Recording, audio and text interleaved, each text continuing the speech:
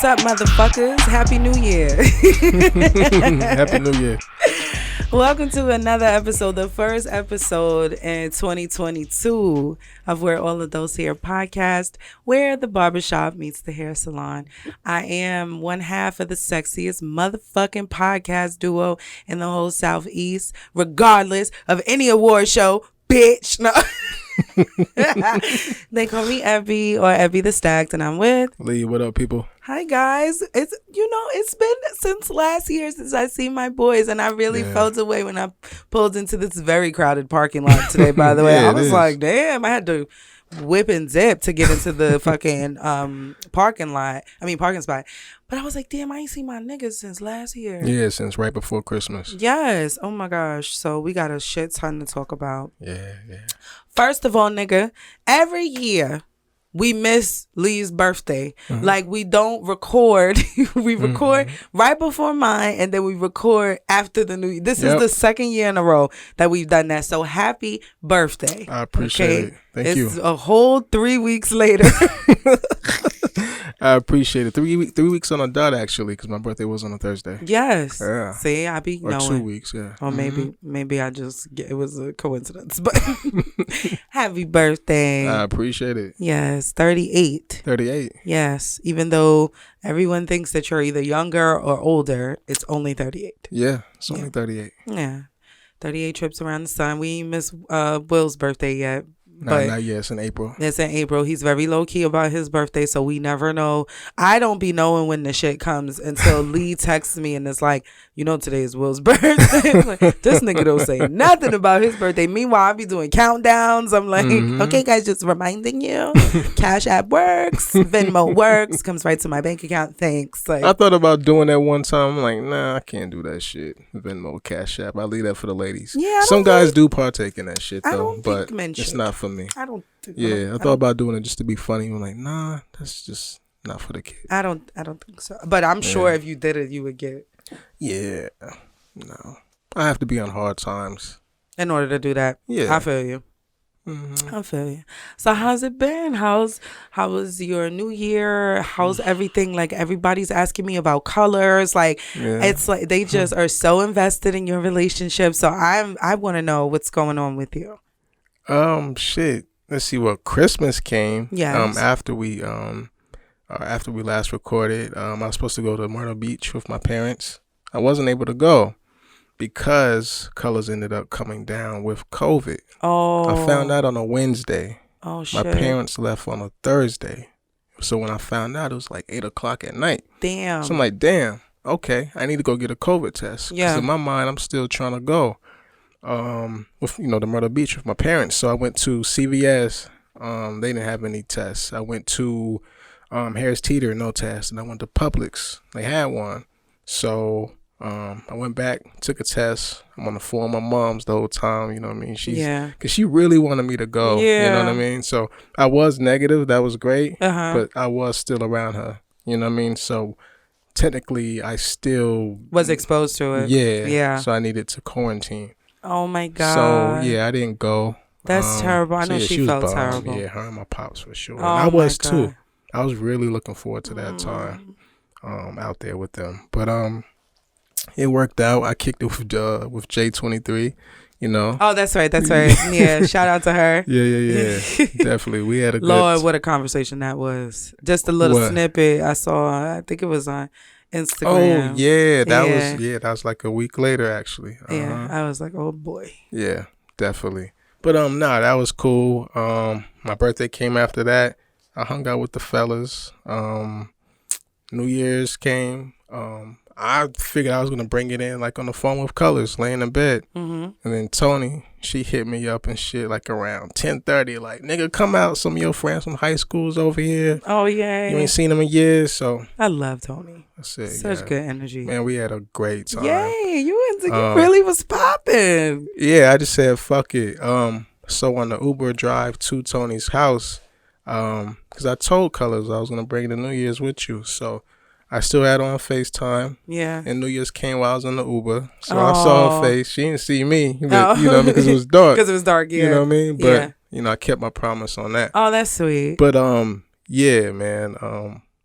me, Tony, and the rest of the crew, we had a good time. We went to like 3 different places. We went like to an after hour spot. Oh, spot shit. I never knew about out here that existed. Okay. It's really in the cut. I bet if it's after hours. It's crazy. Like when we got to that spot, it was like around like 3:30, 4 in the morning. There was like a room where people were doing podcasts and shit. Okay. Yeah, it was crazy.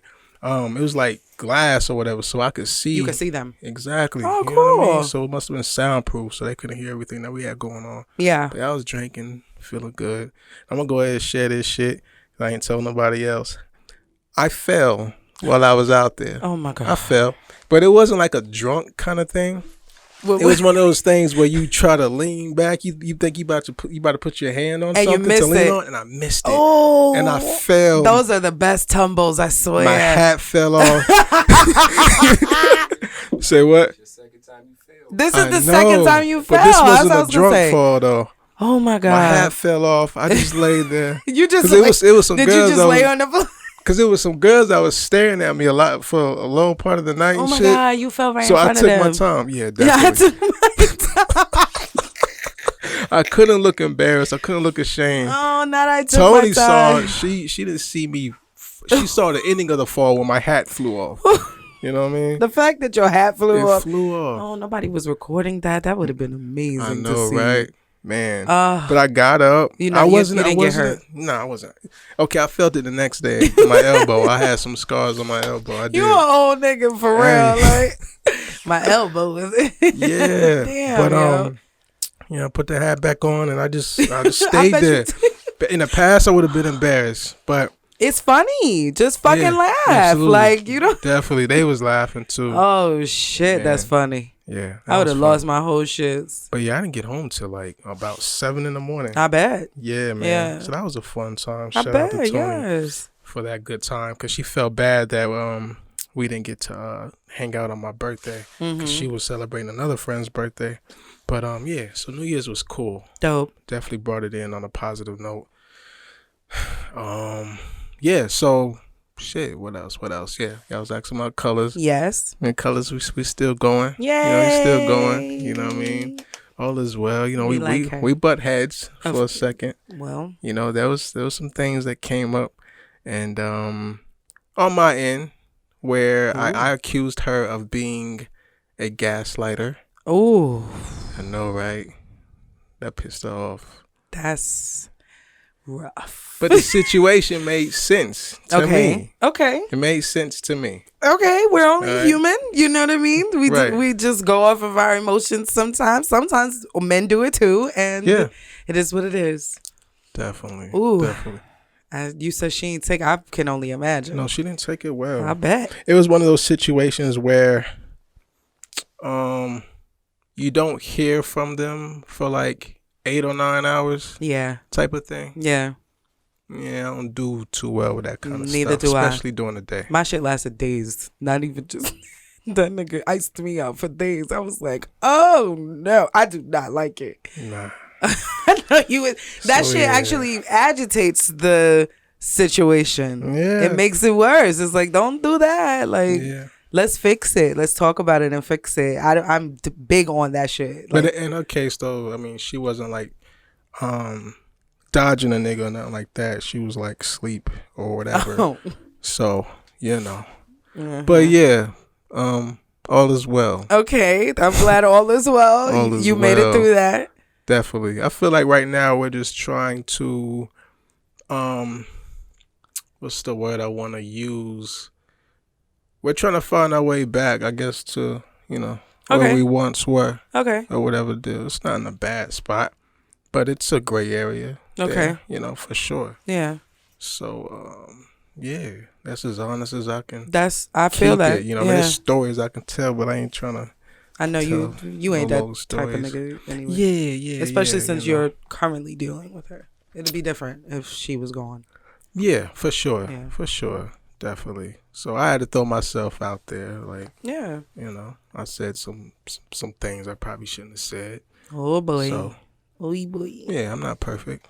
Yeah, no, nobody is. I mean, I'm close to it, but Sagittarius, boy. I mean, what? I know I'm the gift to everyone. No, I'm just that was very. That's good. It's giving Virgo. Actually, it's giving Virgo. They're the ones that are mostly like that for sure. Oh yeah. Me and my brother, we was talking about some Virgos earlier. Yeah, Virgos are definitely like, what are you talking about? I'm the gift here. Like, but yeah, no, I'm glad that you're working your way out of that space, and hopefully it makes you stronger and teaches you how to argue with each other, because that's important. And unfortunately, we are gonna have complications and disagreements and things, heated moments. But the lesson is learning how to do that without going into like a dark space and attack mode, because you're still on the same team. Yeah, for sure. Yeah, 100%. Okay, definitely. So I think that was about it. I took like a week hiatus from Instagram. I mean, that was cool. Yeah, I was able to binge watch some shows and shit. So I finally watched the Wu-Tang series. I enjoyed that. Good. I still haven't finished it. Yeah. The BMF series. Watch that. I haven't watched that at all. That's good. None of it. I enjoyed It's that. so much things on my like playlist, my show playlist. I just added Paramount TV or Paramount Plus. It's so much streaming happening in my house and I'm locked into my regular shows now that I don't have cable anymore. I don't need it. Not at all. But just the regular shows that I was watching on cable, they come on Hulu, they come on Paramount, so I don't need regular cable. But it's so much content out there that watching the BMF series just was like, I was like, okay, I'll eventually get to it. That's good. Yeah. Okay, definitely. I'll watch it. How's your 3 weeks been? Well, let's see. Birthday came, Christmas came. Christmas was cool. Roey came out here, surprised my kids for Christmas. Nice. He drove out here the day of Christmas. And it was really great. He got here the night of Christmas, and the kids were so stoked to see him, and it was great. And he stayed for a couple of days. He stayed a day longer than what he wanted to. Nice. And I really missed him, so it was good to see him. We're still, going strong. But my mental health did, like, I was fighting it. I really was fighting it. Like, from October, I started to feel the decline, but I was holding on to it and just implementing my meditations and doing, my spiritual work and things, because I know my triggers. I know my physical triggers, because I don't know about you guys, but when depression starts to kick in, for me, it's a physical thing first. So I can feel the depression coming on literally, because my body will be really just like lethargic. I'll be sleepy, but also can't sleep. It's really bizarre. I don't have the desire or the will. I'll have a list of things to do, and I'll say it in my head, like, I have to get up and I have to do this, and then I'll be like, but 2 more hours. You know what I mean? And then 2 hours turns into, I'll just take care of it tomorrow. Those are my markers that my mental health is declining. So what I was attempting to do was just find the source of it and fix it before it overwhelms me. But unfortunately, I couldn't stop it. So right before Christmas and then immediately after Christmas, I really just took like a deep decline in my mental health. And I got the flu. And that's, what was whack as fuck is that I've been COVID free since the whole pandemic. Oh, it's lit. It's lit. That sounds like some fucking anime shit. Right. Oh, okay. It's a commercial. I've been COVID free this whole pandemic. Yeah. Managed to keep the entire household COVID free. My children, my mother, everybody is no COVID. Nice. Fucking got the goddamn vaccine because, I want to be able to see my boyfriend's mother. And then I get the fucking flu. The flu. I woke up and my throat was scratchy and I was like, oh, no. Like for a couple of days. So I was just like drinking my teas, the regular shit that I do on a regular basis. But I was like kicking it up a notch. So instead of just drinking 1 cup of elderberry and blackberry tea, I'm drinking 4. You know, like, no, I can't get sick. I can't get sick. That shit came over me like a fucking wrecking ball. It just hit me, and I was like, oh my God, like I really am sick. I took at home COVID test just to make sure. No COVID.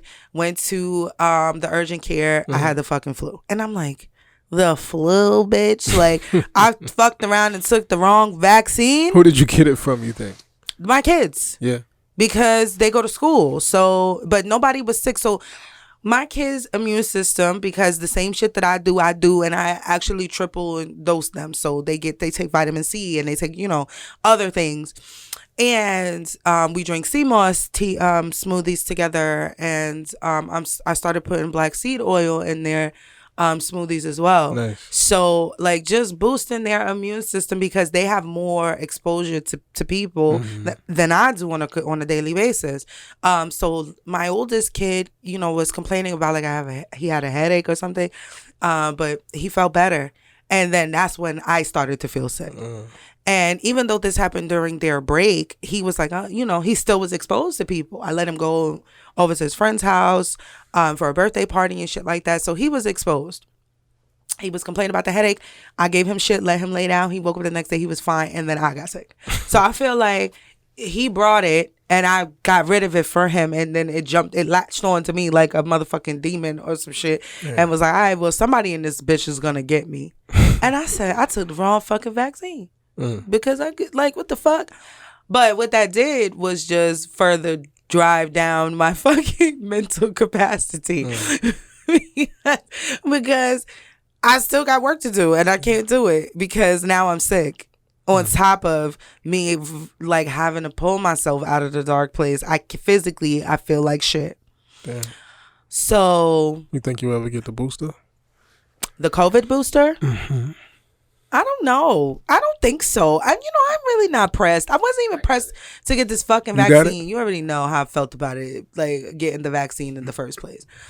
But I just feel like this COVID shit, everybody, including everyone who's employed by the CDC, is still figuring it the fuck out as they go.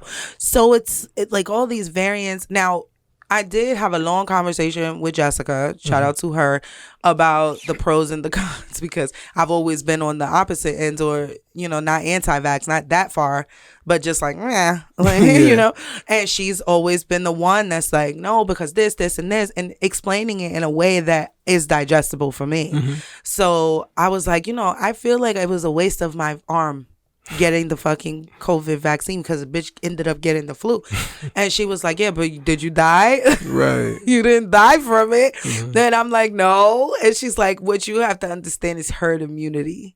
And yes, people who got the vaccine are going to still catch COVID. They can still catch COVID because not enough people are vaccinated for the virus to die on its own. I mean, the science, because I'm a science believer, the science makes sense. But I just feel like they're all COVID, talk of COVID this, COVID that, COVID this. That is so many different things that's like filling so many narratives that's filling the airways, that it's just, I'm exhausted with fucking COVID. Like, I'm exhausted with talking about it. I'm just like over COVID. COVID is a bitch. All of fucking Omarion brought every last member of his B2K with him, and now we got the fucking J-Bug variant coming and the little Fizz variant coming, and it's annoying, and I just literally don't even want to talk about COVID. I'm like, booster? I didn't even want to get the fucking vaccine. You want me to get boosted as well? Like, how many boosters is it gonna take for me to be completely immune? Like, no one knows. So when you figure it out, then you let me know. Just keep trusting the science. Whatever, nigga. I feel like that was backhanded, but I don't trust anything, and that's the I trust my intuition, and I trust what spirit tells me. That's what I trust. Sure. I don't trust man with this fucking these people, these scientists. I understand science, and I do for all intents and purposes, believe in science as a whole. But what I don't trust are the people relaying the information. I don't trust them. So I don't want to, sound like a conspiracy theorist or anything like that. But there's always some hidden shit behind the curtain. They never just drop the curtain and show us everything. No, it's always they can't do that. A spokesperson and then 50 other things happening behind the curtain, but the spokesperson is only supposed to tell you about one. I've had enough of the shit. That's why we don't need to be tuning in to any of that at all. And I try not just to, honestly. it's hard to act like this shit doesn't exist because it's everywhere. Right, exactly. Do your best at protecting yourself, and that's it. And don't, if you get it, don't spread it. I drop bars every fucking episode. Yeah, that was smooth. Blows. So yeah, I got sick, and then I just really felt like shit.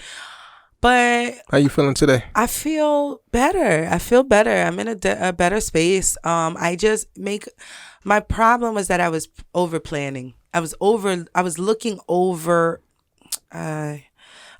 broadly at it, like looking at it not day by day. At what exactly? My life. Just, I have to do this to get there, to go do this because these people are depending on me and blah, blah, blah, blah. It was a lot. I put a lot of pressure on myself, and I always do, and I always have. But there's something about taking one moment at a time. I can multitask, but that doesn't mean I have to. Yeah. You know what I mean? It doesn't mean that it's good for me to do that. And I literally had to break down what I was doing that made me feel like this. And it's like, you can't change certain situations, but what you can change is how you approach each thing. Like, my hands are in multiple different things, and I feel the pressure for these multiple different things that I have going on.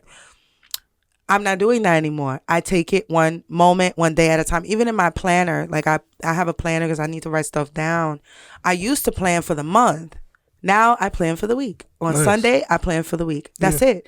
And even that is like, okay, I'll just plan until Thursday, and then we'll see what happens Friday, Saturday, and that actually is working better for me than just looking at the month of January and saying by January 31st, I need to have this. I put way too much pressure and stress on my own shoulders on top of my responsibilities that are on my shoulders. And sometimes it just chokes me and cripples me, and then I don't get anything done. So yes, these 3 weeks that we took this break was necessary. And I feel like every year we kind of just take a break from after, the December show into the new year and just like reassess. We come back, we plan as a podcast. We've done this every year. So it's nothing far-fetched that we took a break, but it just so happened that I really needed this break more than I needed any other break, because I needed to just reassess what works good for Ebony and stick with that. So I feel much better. I'm still madly in love with my nigga, and I'm going to see him this week. I cannot wait because when he came out here for Christmas, we didn't fuck. We was in my house, and I'm not necessarily against fucking in the house with the kids, but my kids are also obsessed with him. So it's like we didn't have a moment to get nasty. Yeah. So I can't wait, because it's been forever since I've had a dick down my throat, and it's necessary. At this point, it's good for my mental health. I do have some really amazing fucking news, though. Okay. After a year and 2 months, I am on the 24th chapter of my 25 chapter book. I'm literally finishing up the 24th chapter. That's the end. The 24th chapter is the last one. 25 chapter 25th is the last chapter. But the fact that I am like just about done, it's like, what? Like, I'm almost fucking, like, for real. Every time I'm like, I'm almost finished. I was almost finished, but I kept going back and adding things and going back and just extending my timeline. And I'm literally, like, the outline of my book is being drawn right now. Like, the cover. That's that's the next part. The next steps is the cover and getting it to the editor. But it's almost done, and then I can start working on the next. Are you ready to go right into it? I'm ready to go right into it. Wow. I feel like, I'm going to give myself a break, like a little bit of a break or whatever. But the next book is about the time I spent in the music industry and how we, cultivated the group from the beginning to the death of the member, the murder of the member. So it's important for me to get it out while her daughter is old enough to read it. And the case is still cold. So, Wow. there are lots of things that I feel like are necessary with that book, especially in how it coincides with the first one. So I need to hurry up and get into it. But I'm going to give myself like 2 or 3 weeks of a break and focus on the other things that I need to do. Because everything takes a backseat to the book. Right. Well, I'm happy for you. Thank you. I'm happy. I've lost weight. I see it in your face. Yeah, my kids are telling me, they're like, Mommy, you lost weight. London, my oldest, he's like, you need to stop. He's like, you need to stop losing weight. And I was like, why? Is my ass not fat no more?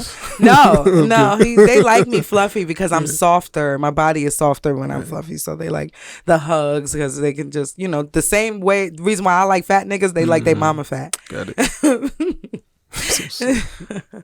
So he's like, you need to stop because you're losing your butt. I'm like, ain't no way this butt not going nowhere, okay? But yeah, I'm happy. I'm just really now in the planning phases of like the book launch and how that looks and what I'm gonna do for to make a book signing or launch of a book or release book party. I guess that's what book release party. How I'm gonna make that different too. And immerse people in Charlotte or people in Georgia, wherever I decide to do it, in Brooklyn culture. Because the book is the autobiography of a Black girl from Brooklyn. So I want people to feel like they're walking into my home that I grew up in. That's hard. Yeah, it's a long title, but no, it's dope. I've settled on that. I was teetering between the story of a Black girl from Brooklyn, which is also good, but I just like the word autobiography better, So yeah, that's it. For me, it's been really interesting. It was really tough though. I ain't even gonna lie. It was hard. And I was just like, why? I kind of sensed it. Oh, it was bad. Yeah. It was bad. It was one of the worst declines. Yeah. And because I had to figure out, like, it wasn't the last time I was depressed, or the last big time I was depressed, was when I left my kid's father. So I can assign that to him. You know what I mean? Essentially, like, I'm in this position because you put me in this position, and now I have to do this to get myself out. But the fact that it's the pressures of things that I can't control, finances, money issues, the fact that I'm still a full entrepreneur, and there's multiple streams that I can be making income with, but I'm not. So it's like, how do I fix that? It's me that needed to just readjust, realign, and apply my energy where it belonged for the moment, instead of looking at everything as a collective. So yeah, I feel better. That's good. I'm doing better. I'm happier, and I'm really glad to be back in the studio. I miss talking to y'all and shooting the shit. And, likewise. Arguing, which we probably gonna end up doing today, child. No. I'll try and be good. So we're not gonna play a game today because we had a long intro. We've actually been in the studio for an hour already because we needed to have our meeting. So we're not gonna play a game. We're gonna get right into the just some quick things before we get into the meat and potatoes of the episode. First of all, Queen City Awards, shout out to y'all over there. We really appreciated being nominated and being recognized by our people. Our adults came through and made sure we was on the nominations, and we will forever be, at least for this year until other awards come out, twice nominated. I want the W, but we know what we have to do to get the W. We didn't win this time. Shout out to the podcast who won. Yeah, shout out to the No Advisory podcast. They've been doing this for years. They've built a crazy following, and people fuck with them. So shout out to them. Congratulations. And we are coming for your fucking neck. Respectfully. Yeah, so I know How you. about that snow? Fuck that. You know me. Ain't shit Hey, I'm changed. with it. So from year to year, I actually get a little bit more audacious with my bullshit because Audacious, I like that. yes, big SAT word. You're because I'm still cocky with it. We still got a really great show here. I'm not salty. No, not at all. Not salty about it. It just is what it is. The day one. Yeah. Day one. Yeah. I was gonna say that, but then I stopped myself because it's not true. And I'm not about to get up on this bitch lying. So. Nah, that's true. I second that. Of course you do. Yeah. We be on the same type of time. I just be the one to say it. Yeah.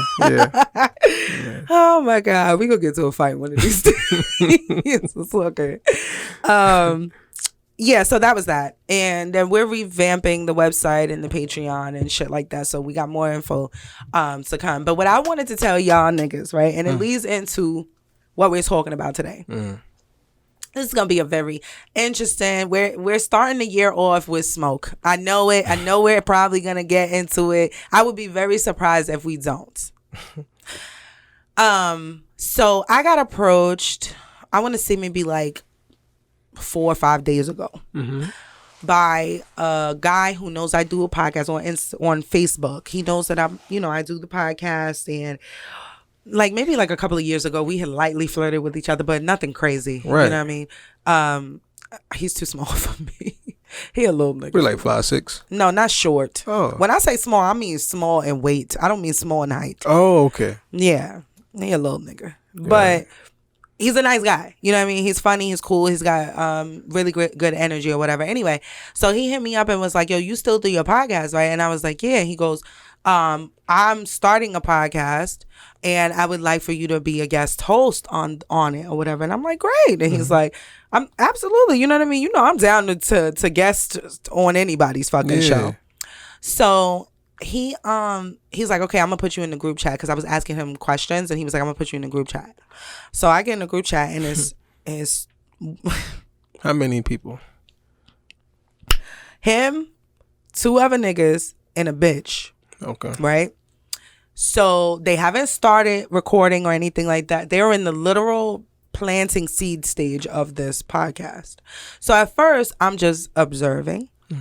And, I say hi, and a couple of them, I met these people through that Facebook group that I used to be a part of. Got it. So I met these people through there. So I know them, except the girl. I didn't know the girl. She wasn't in the group, or maybe she was. I don't. If they're not cute, I don't pay attention to them. But one of the guys I had blocked, so I had to unblock him. Yeah.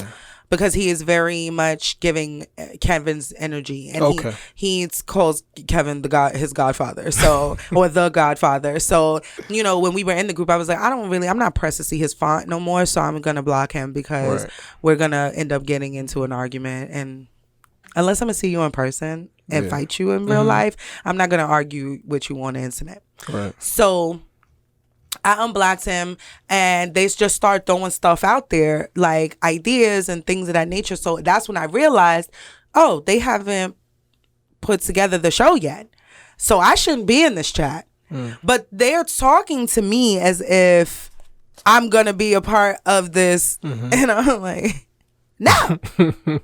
So I keep saying to them, right, when you figure it out, like, because they were talking about topics, and I was like, well, all you have to do, I'm privy to speaking about sex and relationships and, the role of a black woman in the space of a black woman and all of this stuff. So when you guys have that topic, even if you have me on as a rotational guest, I don't mind that either. Let me know. Call the bitch. But then for some reason, the conversation comes, they start talking about Kevin fucking Samuels. And like I said, it's 3 niggas and 1 bitch and me. And the bitch, now one of the guys that I'm engaging with that's going off, and he's not really going off, but he's very wordy, but he's also very respectful. Right. He's, agreeing with certain things that Kevin says as far as the black family is concerned. And, that we need to get back to certain I guess morals and things that our grandparents were doing and those type of shit. We need to get back to that in order to save the black family. And I disagree with that, but go ahead. He's lengthy with it, but he's not disrespectful. And Yeah. I've always been the girl that will have a verbal spar with you as long as it's out of a place of love and respect. Right. Like, as long as you're not calling me a bitch or not, nothing crazy outside of your neck or whatever, then we good. Yeah. We can have this argument because I explained to him later. I was like, me and my pod partner, whenever we get to talk about Kevin Samuels, we argue. Yeah. I said, but he also is somebody that I love dearly, and he's the godfather to my son. So I'm not. We have a level of respect for each other that we're never gonna cross boundaries. We're never gonna cross lines. But so he's like that too. But the girl was getting really offended, and she was like shutting down. So I was like, I'm going to take the role of, I said, I feel like you asked me to be a part of this because you wanted my advice. And he's like, yeah, I do want your advice, and I want you on as a regular host, a regular guest host. So I was like, I can do that. I can commit to that. But I belong to We're All Adults Here. I'm not going to get on another podcast and be a part of another podcast. It's just not my way. Is it a regular guest host? Like a rotational guest host. Okay, So okay, like yeah. they'll do 5 episodes and then have me on the 6th, and then they'll do, like, somebody else asked me if I would come on yearly type of shit. Yeah. So I told them I would do that, depending on what the rotation looked like. Maybe once every 3 months I could do that, but no shit. Why not? Once every. yeah, like I don't mind it at all, but I needed them to be very clear that I belong to We're Adults Here. Right. So that's that. The rest of that I can consult though. So they end up calling me. He calls me, and we're talking because I'm going back and forth with him in the group chat about certain things that he's saying as far as Kevin Samuel's stance is concerned or whatever. But then we start talking about how everybody shouldn't podcast. And I just want y'all to know that if you have a dream, follow it if it makes sense. Just because you are controversial, just because you have hot takes, just because you spicy, just because you sexy, or you are a subject matter expert, does not mean that you need to get behind a mic and talk. It does not mean that you have the mental fortitude to have adult conversations with other adults about contrasting ideas. It doesn't mean that you have the range for that. And I felt like the girl didn't. And it made me sad because she was the only girl. And then, me, girl power. But I was like, the way that she was just like, I'm not engaging all the way at all. And the guy wasn't even being disrespectful. She was just like, well, I said what I said, basically. Right. I'm like, that doesn't make for good content. No, it doesn't. No. What's going to happen if you record and she does that? Mm-hmm. And he was like, you know what? I was thinking the same thing, and that's why I wanted to talk to you, because I wanted to get what you thought about it. He was like, I feel like, he threw it out there again, I feel like you, me, and the other guy could really do something. I said, I feel like it's y'all's podcast, because the two of them have very different personalities. Oh, do they? Yes, the two guys, very different. One is super controversial. I told you I had him blocked, and I didn't like this nigga. He's all right, but I still be like, all right, I'll punch you in your mouth, like, he's from New York too, which, right. Of course. New York niggas is different. New York niggas in the South are different. Very much so. They develop these weird personality traits. Interesting. So I was like, you alright, but I still don't really fuck with you like that. And I was telling him that I feel like it needs to be y'all's show, because it's very interesting when men have they expect for us to have different views, because I'm a woman and you're a man. Right. But when you have two black men who are in the same age group, who one thinks on one side of the fence and the other one thinks on it, could make for a really great show. I said, I feel like it should be y'all's show, and y'all invite regular rotational guests on. So I wanted to say that I think the conversations like the one we're going to have today are important to have between men and women, black men and black women, but are people of color, period. But it just needs to be done in a way where everyone is receptive to listening. And I think that is the biggest problem that we have, is that everybody wants to talk and have their point, made and acknowledged and, agreed with even. That we're not stopping for a moment. It's like, you know what? I hear you. Okay, that makes sense. Even though I don't have the same thought process, I could see why you would think like that. Mm-hmm. That's all that matters. And honestly, it makes things easier. It makes it easier to navigate male and female relationships, whether they are friendships or family ships or, you know, romantic relationships. Like, you know what? I don't have the same wavelength. Like, I'm not thinking in that way like you are, but I can see how you got there. Yeah. Because I listen to you with the intention to, like, actively listening instead of listening to respond. Mm-hmm. Because I feel like that's what she was doing. And I said, you know, when you do a podcast, you have to make sure that you're listening to your partner and your partner is willing to listen to you, because there are going to be moments where you disagree and you still have to understand. I'm like, we go through it. I'm like, we go through it. I could send you some episodes where, you know, it's good for the listener, but it shit really got heated a couple of times. Yeah. But we have a level of respect for each other, and it comes across in the content too. Mm-hmm. Like, all right, well, let's just drop it because you're not gonna get it. I'm not gonna get it. Fuck, we don't have to talk about it. Agree to disagree. Right. Agree to disagree. But also that's why the fucking it keeps coming back up, because we be like, fuck it. You stay on your side of the room, I stay on my side of the room. Motherfucker. Like, so yeah, today we are going to talk about Black men and Black women's relationships, and just you know, I guess we're going to have a Kevin Samuel-esque conversation today. Are we? Maybe. It might get to that point. But all so that it just kind of brings some clarity to the conversation and helps us, I guess. I hope. Yeah. I think it'll be a progressive episode. I think so too. It's going to be spicy, but progressive. That's a great adjective. Speaking of adjectives, I said something to Zay, and I was like, he said something back. I forgot what the word was in it. I said, oh, that's a great adjective. He goes, and I know what that means. Just like that. And I said, well, what does it mean?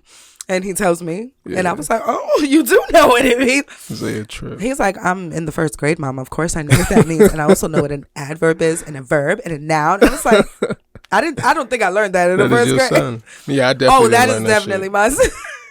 Yeah. That's definitely my son. One more thing real quick about my cute ass kid. Every day he's been coming home from school, and I've been hyping him up because he is a Sagittarian sun. His moon is in Scorpio and his rising is Virgo.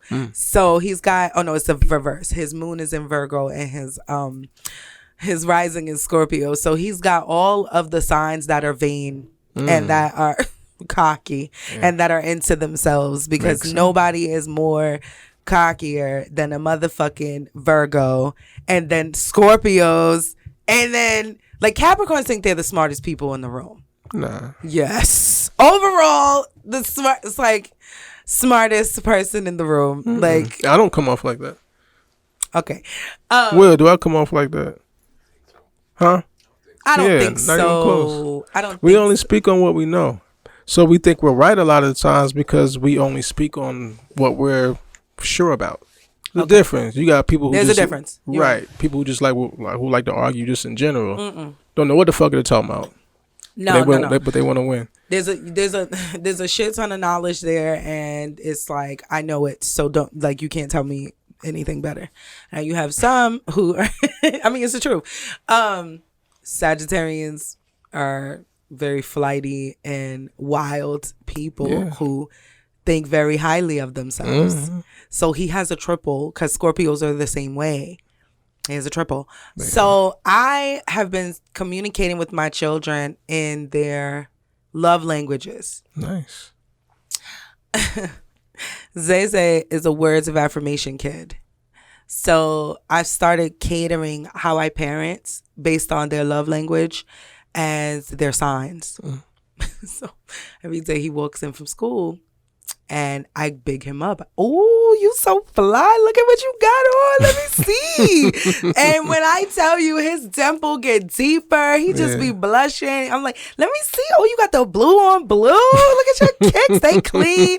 Like, oh my God, you got the rips in your jeans. Okay, you fly. And he'll just stand there and be posing and smiling and shit. I fucking love it. I literally, I want to do that every day, every time I see him for the rest of my life. Nah, kids need to be hyped, man. You listen, like it makes him feel. I wish that I woke up with him because my mother wakes up with him. I wish I woke up with him so I could do it in the mornings because that starting your day off feeling like that nigga. But then maybe I'm creating a monster because he's probably gonna expect his girlfriends to do.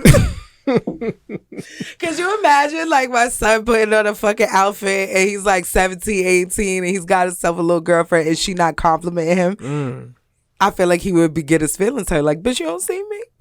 You don't see me? My mom's used to fucking sweat me, bitch. Like, oh my God. I just wanted to, it just reminds me when I brought his name up that he really, like, he is a ham. He is a fucking ham. He's like me 2.0 for real. No, he is. Like, he know who he is, yo. Big He's time. so sure. Very. Can't tell him nothing. Nothing. Sometimes it's a double-edged. He's extremely sensitive, though.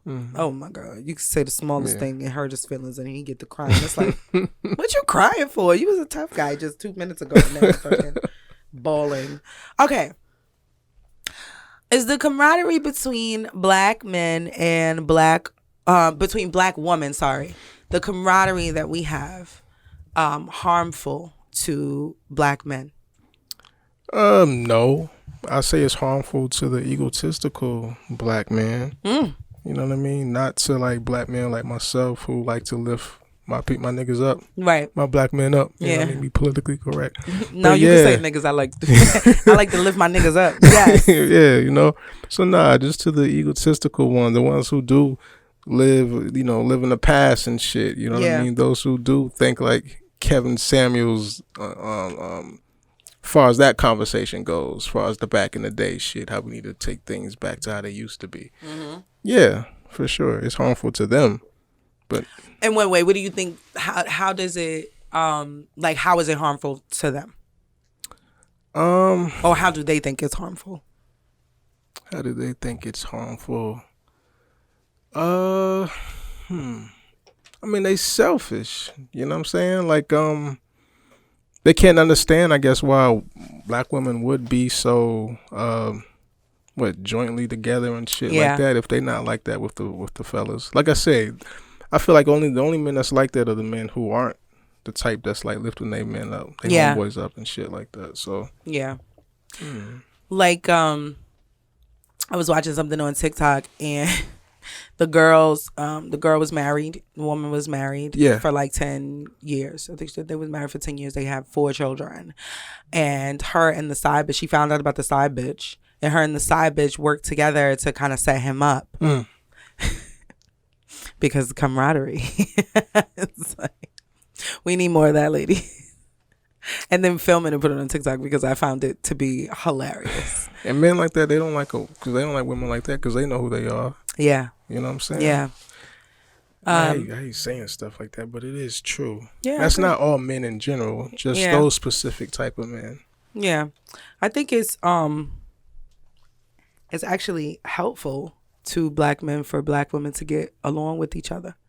Because that particular black man has a black mother, maybe have aunts, sisters, whatever. And you would want for them to create some harmony in your life. You would want for them to be cool with each other and to have some type of camaraderie instead of looking like how we used to do and be jealous of each other and, let men pit us against each other because a lot of that was going on with beauty and all of that shit, like the light skin, dark skin, good hair, bad hair, those things. Men like that, they're scared of strong black women. So why do you feel men like that exist? Like, what do you feel like? What is the threat you feel like there is? I feel like the men like that feel like we don't need them. Like the closer, it's weird because I can't even really fully articulate it because it doesn't make sense. It doesn't. So it's like, even as I'm trying to say it, it's like, no, because that's dumb. But the closer black women get to each other, the less we find the black male necessary, or we big each other up and hype each other up, so we get to a place where we don't deal with their bullshit. I don't know, like all of the things that are not a negative to me.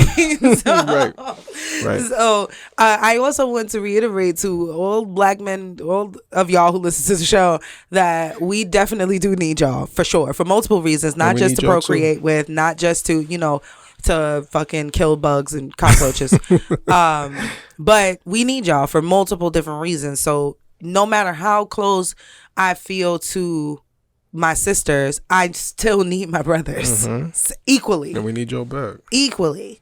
I just I know that there's a lot of men who are threatened by the closeness of women, even in their friend groups. Like, why you always got to talk to Tamika? Why you always? I was like, damn, nigga, she can't have a friend. Men like that are the type that don't want you talking to your brothers or your sisters and your mothers and family members like that in general. Yes. Often. That's weird to me. Very, very. It's like you are controlling. Yeah. And a borderline abusive.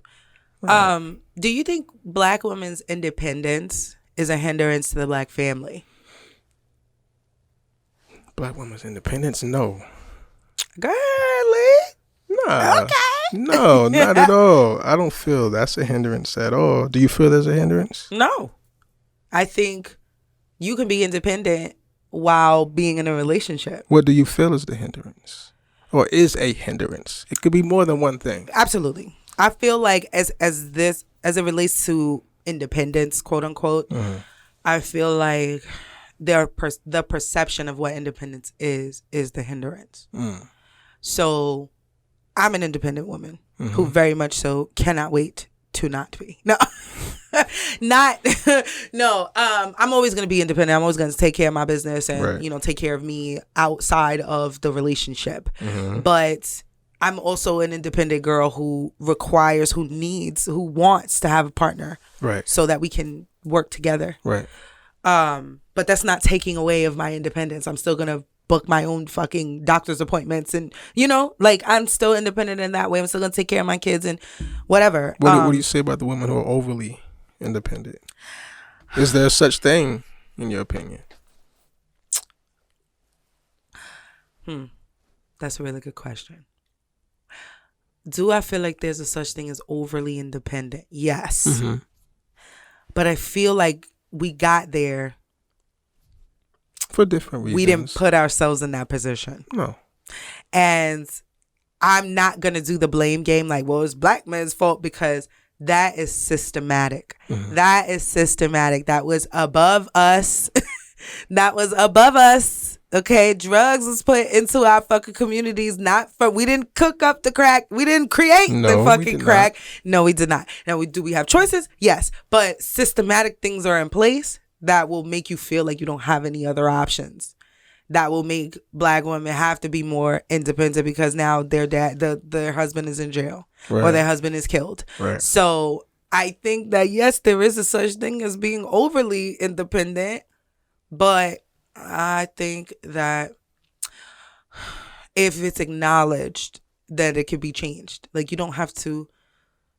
But there's some men who like dominant women, so I can't even say that. I was gonna say you don't have to dominate every part, but there's some niggas who don't like to dominate anything, and I don't know where that comes from. They getting strapped in.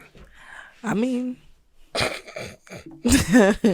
get the strap in. Like, I don't know. I feel like it's a really tough question for me to answer directly, because I do know women who I'm like, eesh, like. Yeah, there ain't no space for a nigga, you know what I mean? Yeah, me too. Ain't no space, but she got to be that way, or had to be that way, and then got used to being that way, and now it's hard to shed that. Trauma, an ex-boyfriend or some things you might have went through in your childhood. Yeah. And when I had an ex that's like that, cornbread. Yeah. She's one. She's overly independent. Yeah. Which is why I had to leave. Yeah. It's like you're not gonna let me do what I need to do. Then bitch, you could do it all and then I'ma go. Yeah. I get it. But it's harder for a woman who's been used to handling everything to hand over the reins. Yeah. That's very difficult. And it wasn't even about handing over. It's just more so about we're a team.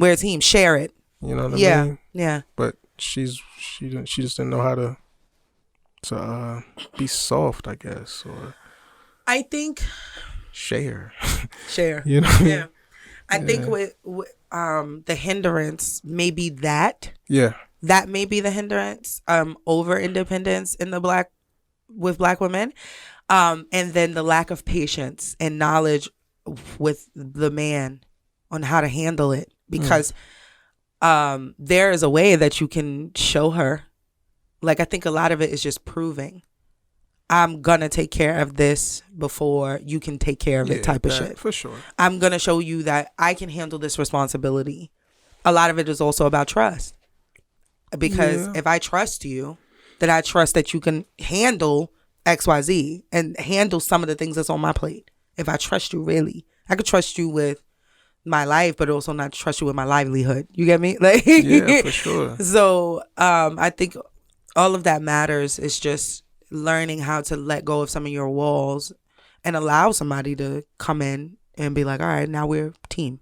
I'm a lighten your load, because that's ultimately what partnership is about. Right. Making things easier for each other. Yeah, because women who are overly independent, they're not soft at all. They are very hard. And I can't deal with it. When you say soft, what you mean? Like they like more leaning more into their feminine energy than they're masculine? more masculine. Okay, got you. Okay. Masculine energy for sure. I thought that's what you meant. I just wanted clarity.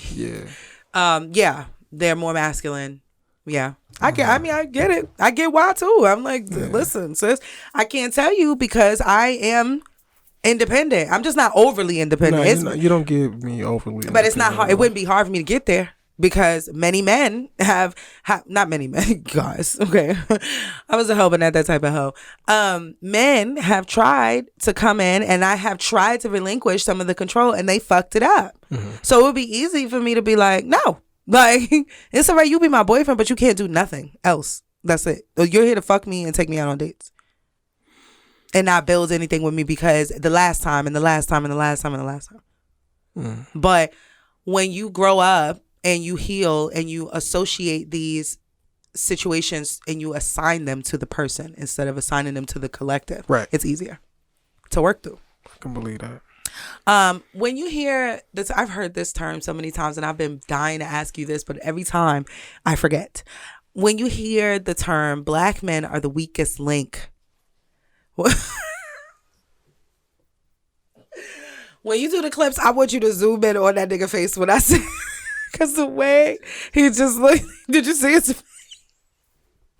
No, have you ever heard that? Never heard it. I've heard it. Well, because I'm in a lot of black women circles, so maybe I'm spilling some tea. But I am curious what you think when you hear that. What do you think it means, and where do you think it comes from?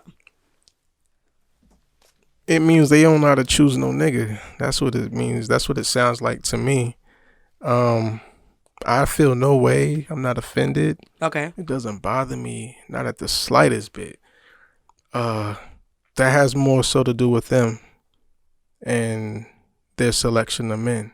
Okay. Than the actual black men being the weak link. A certain type of man or black man is the weak link, yes. But if you keep entertaining these types of men, at some point, you got to look at yourself like, you know what? I think I'm the problem. Mm-hmm. Not saying you're just attracting these certain type of men. We attract all types of people. But you don't have to entertain them.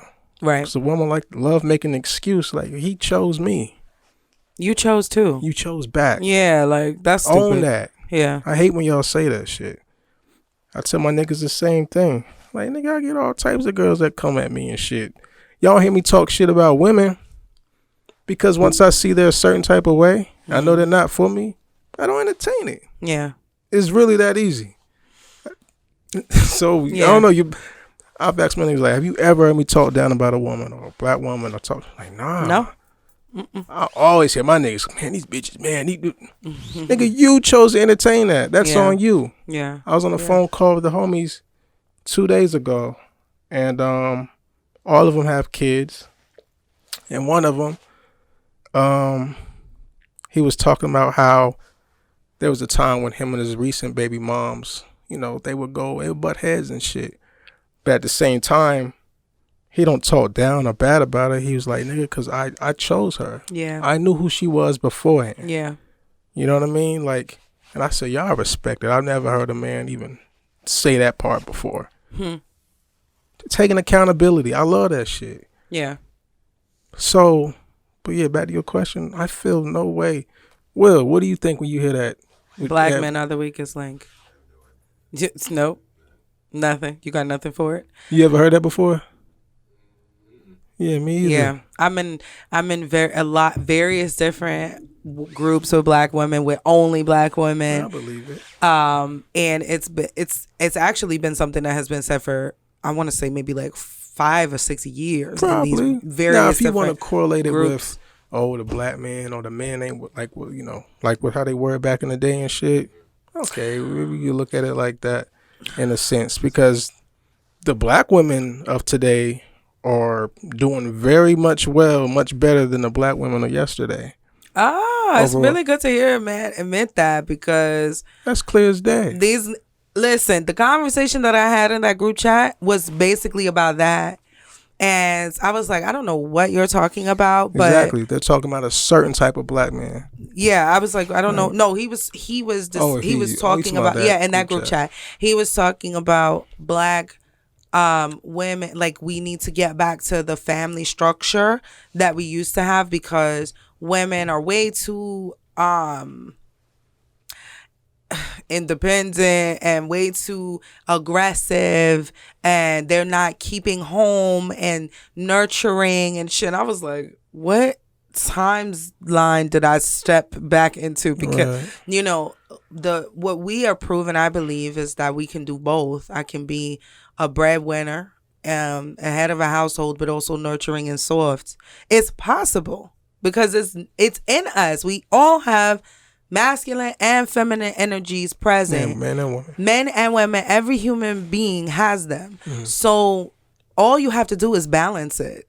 It's really not hard. Easier said than done. It's not hard. It is. It's not. I told the people it is. Just like you told the people. They make it hard. People make it hard. But when you make a conscious decision to balance yourself, then it's just not it's not difficult, because a lot of the things are not natural reactions. A lot of the way that we react when we're unbalanced, if it's more masculine, it's not really a natural reaction. It's a trauma response. So if you work through the fucking trauma that was associated with that response, then you just, now you're not responding to the situations like that anymore, and you're becoming more balanced. It's just work. It takes work, but it's not difficult work. They're not trying to do that work. No, well, hey, there's gonna be a shit ton of unbalanced. You woke me up with that question. I bet. You know what I mean? I was tired and shit, but black man being a weak link. Well, yeah, that's because hilarious. I've had that. I've seen it, and I don't engage in the conversations because I don't have anything to contribute, whether on one side or another. I just be curious about why, well, that's a very bold statement. And a lot of women, it doesn't have anything to do with them being in relationships. It has something to do with what they contribute to society. A lot of women are under the impression that black men, in the way that they in this picture of black unity, how black men contribute to that.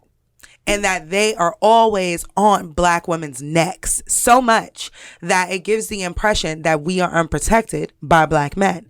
So if the black woman's role is to nurture the black man, like, I'm not saying that this is what it is, but I'm just painting a picture here. Yeah. If the black woman's role is to nurture the black man, and the black man's role is to protect the black woman, how can he protect the black woman if he's constantly berating and constantly mistreating and constantly leaving her to fend for herself with the children? And that's what they're talking about. Not just a case by case, a nigga by nigga situation. They're talking about as a collective. Yeah, a collective of certain type of black men. Yeah. Well, I mean, that ain't got nothing to do with me and Will. No, that nigga it doesn't. Will holding down the fort with his lady. As he does. Go into details, Yeah. even though he shared this stuff on here before. But yeah, they're talking about a certain type of black man.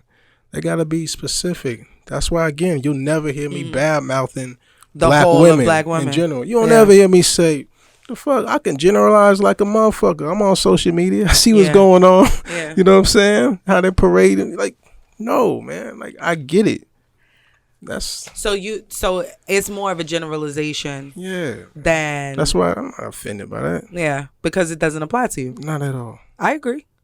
I'm surprised that you've never heard that before. Maybe we do a good job at hiding it or keeping it in our circles. I mean, y'all talk shit about niggas all the time. Yeah. But it don't offend me at all because you're talking about a certain kind of woman. That's like, you know, I've been on phone with niggas and niggas be like, man, yeah, you know, Megan Thee Stallion and city girls hyping these girls up and shit. Talking about damn, you know, taking niggas for their money and da-da-da and, you know, all these other different things and shit. And I'm like, bro, they're talking about certain type of niggas, bro. Like, they're not. Or certain type of bitches. Yeah. Because not every bitch is with that type of time. Is on that type of time. And a lot of time when they be talking about broke niggas, some homies I know, they get offended about stuff like that. I'm like, bro, they're talking about the nigga who's in the club, who's at the table, that didn't pay to get the table. Yeah. But he's the one holding the bottle. Yeah.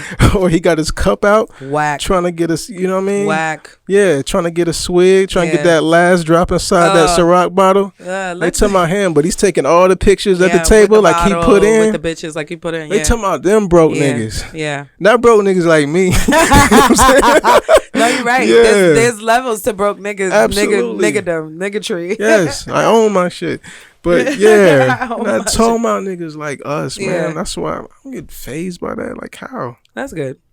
I'm That's glad. Crazy. I'm glad. I just for I guess this conversation's sake. I'm up now. Let's talk. Let's chat. I don't think that black men are the weakest link. I think that we just don't do a good job at understanding each other, because there's a reason why there's black men who will roll their bus over a black woman. Yeah. There's reasons why. There's reasons for everything, and if we could just understand a little bit deeper where the traumas lie, then we can really get. I think y'all get to some real work. understand enough. I think women who saying that shit, you know, they be on spiritual word or shade room and shit. I love spiritual word, you know what I mean? Me But too. they be posting some damn, you know, controversial type shit. Gotta think they're only gonna post the shit that's controversial. You know what I'm saying? Like, every man ain't talking that shit that you was just saying. Yeah. Like, that's no. There's a lot of them. No. Again, and these niggas who's been I guess having more opinions now since Kevin Samuels came around and shit. Like, nah, bro. You needed him in order to put the battery in your fucking bag. Exactly. Punk. Nah. So yeah, what you say ain't even valid. We're not even listening to you. Yeah. You're just regurgitating what he said. Yeah. Like, fuck out of here. How come Derek Jackson got so much heat from black men? Because listen, I'm curious why y'all niggas didn't like. I know why I didn't like him, because I could see right through the bullshit. I was like, he is a poser, big time. But sitting in his car. But a lot of the things, okay, I'm gonna be honest. A lot of the shit that he says, not a lot, but like certain times he would hit the nail on the head about some shit. Like, a broken clock is right twice a day. Sometimes he would say some shit and I'd be like, you know what? I agree with that. But I just don't like the messenger. So I'm okay on the message itself. It's the approach with it. Yeah. It's the delivery. So as a collective, right, black men had an issue with Derek Jackson's delivery, not what he was saying. Because he did a shit ton of bigging up women. Yeah, and I'm for bigging up women. So what's the problem? Because I'm Derek Jackson to some of my niggas, like to my brother. You know what I'm saying? At some point, but now he's starting to come around. He's starting to get it. But I didn't care for him because like women would send me shit that he would say, and I watch it and I'd be like, y'all really don't get it. Like, I see through that nigga, bro. Oh, so it's him, the person that you didn't like. Him, the delivery. He's not really. If you're gonna introduce a problem, to the forefront, like bring a solution with it. Right. Yeah. Don't make it seem as if, yeah, black women, I'm like your last hope of all black men. Yeah. that's about something. Right. You know what I mean? I don't like that. That's why I like Kev, because his laundry is out there. We know he's been married, divorced, and he knows people calls him weird name, gay and feminine. He owns all that shit. You know what I'm saying? And he's not politically correct. I love people who's like that, who's not politically correct. Excuse me. Mm-hmm. But yeah, Derek, it wasn't because he was bashing black men. I don't look at it that way. It was just how he delivered it, and you could just tell it was just disingenuous. Like, you ain't about trying to build us up for real. Yeah. You got a woman fan base. Yeah. And you catering to that. Yeah. But the reason why I was like, I just couldn't get. I didn't really like him. I thought he was gay for the longest. Oh no, that's funny. Yeah. I didn't really like him, but I just felt like there was no account. Like, I like when people hold everyone accountable. Yeah. Not just black men, but there's some things that women need to adjust, shift, can change or whatever. And a lot of it has to do with trauma and traumas that we bury down because I'm a woman. That's what we're told to do. Suck it up and get over it. Like, that's what Kev be saying, really. But go ahead. Niggas will tell that overall message of fixing your traumas. Yeah. I will always stand behind because it made me better. It helps me on a regular. So I'm like, oh, that's the key. Okay, that's the key. That's it. Working through your traumas, one trauma at a time. You don't got to do them as a fucking cluster. Yeah. You know what I mean? But one thing at a time, and it will kind of just make you easier to be, just to live. It'll just make it easier for you to just exist. I don't like when people are just one, like, I didn't like that Derek Jackson would talk and talk and talk and talk and talk and talk and talk about what men are not doing and not hold the women accountable either. Yep. Because I'm quick to, me, I'm quick to be on a nigga's neck. But if I'm not contributing positively to it, I expect for someone to call my ass out too. Absolutely. You know what I mean? I expect for you, if me and Roey get into a fucking argument or whatever, and I come to you and I say it to you, what's happened, I expect for you to hold me accountable and not be like, well, Nick, he should understand the plight of the black woman and that you got 3 kids and you raising them by yourself and blah, blah, blah, blah, blah, blah, blah, blah. All of that sounds good, but how does that hold me accountable for my part? And that's what I don't like. And that's what we don't have. That's what we don't have. We don't have a person who's not coming from a place of malice or mean-spiritedness, because that's the real reason why I don't like Kevin. He's a mean-spirited individual, and you could be honest without being disgusting. But if we had that and was like, listen, I'm going to hold everybody accountable, then maybe that's what we going to do, is hold everybody accountable. That's what we gonna do, because it's not hard to call my girls out, be like, bitch, you was wrong for that. Fix it. Like, it's trauma. 99% of my clients are women. First of all, you girls been getting real popular with the readings. Nice. Sidebar, but it's relative. But 99.9% of my clients are women, and I hold them because I can see shit. I can see they shit. I see they tea. And I'm like, oh, you need to be held accountable for that. Because that's my contribution to making you better and to making your relationships better. Holding you accountable. And if this person is doing some wild shit because I can see it, I'm going to tell you that that's what they doing. So I'm quick to spill a nigga tea real quick. Like, oh yeah, he is cheating.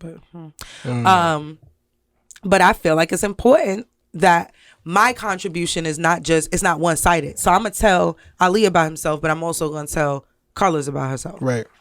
And that's what I didn't like about Derek. He was it's just like, come on, this is so much. Like, this is so much energy. Definitely. Like, you just, at some point, I'm like, you just want to get a lot a like, or you just. You saw him on the couch with his lady and shit. Like, after he got caught up in the scandal, he's holding her hand.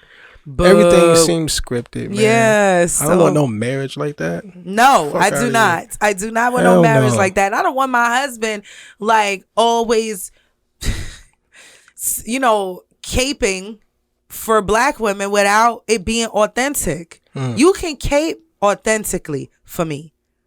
You cape authentically for me without it being like, yeah, because, you know, black men ain't shit, you know? Yeah, I don't do that. I don't like that. I don't That's like corny. it because I love my niggas. Like, Right. I love my niggas and I want y'all to be better and do better and eat better and fuck better too. Just like I want my bitches. I'm more partial to women because I'm a girl's girl and I feel like we've had a lot of division with black women. So my assignment is to first make sure my girls are taken care of, but I'm also a mother of sons. So I'm going to make sure that black men are good too. It's all a safe space here with me. And I don't like when people are just completely one fucking sided. It's like, Right. It's unfair. You're doing us a disservice, like running us backwards with not holding us accountable. I want somebody to tell me about my shit. I want you to tell me about my shit so that I can fix it. Same. Because I want to be better for my man, for my husband, for my sons. I want to be a better mom for them. And how am I going to do that if you blowing smoke up my fucking ass every time you turn around? Oh, yeah, girl, you good? Yeah, because your man, Ro, don't know what the fuck he talk about. He was just a stupid nigga. Yeah, Nigga, they're not nigga, your nigga. friends, yeah. No, it's They're not your friends. dumb. I'm not going to do that, and I don't want that done for me at all. So, anyway, as a collective, what do you feel? I really want like a plain answer to this. A plain answer. It could be long-winded because I'm long-winded. Nah, yeah.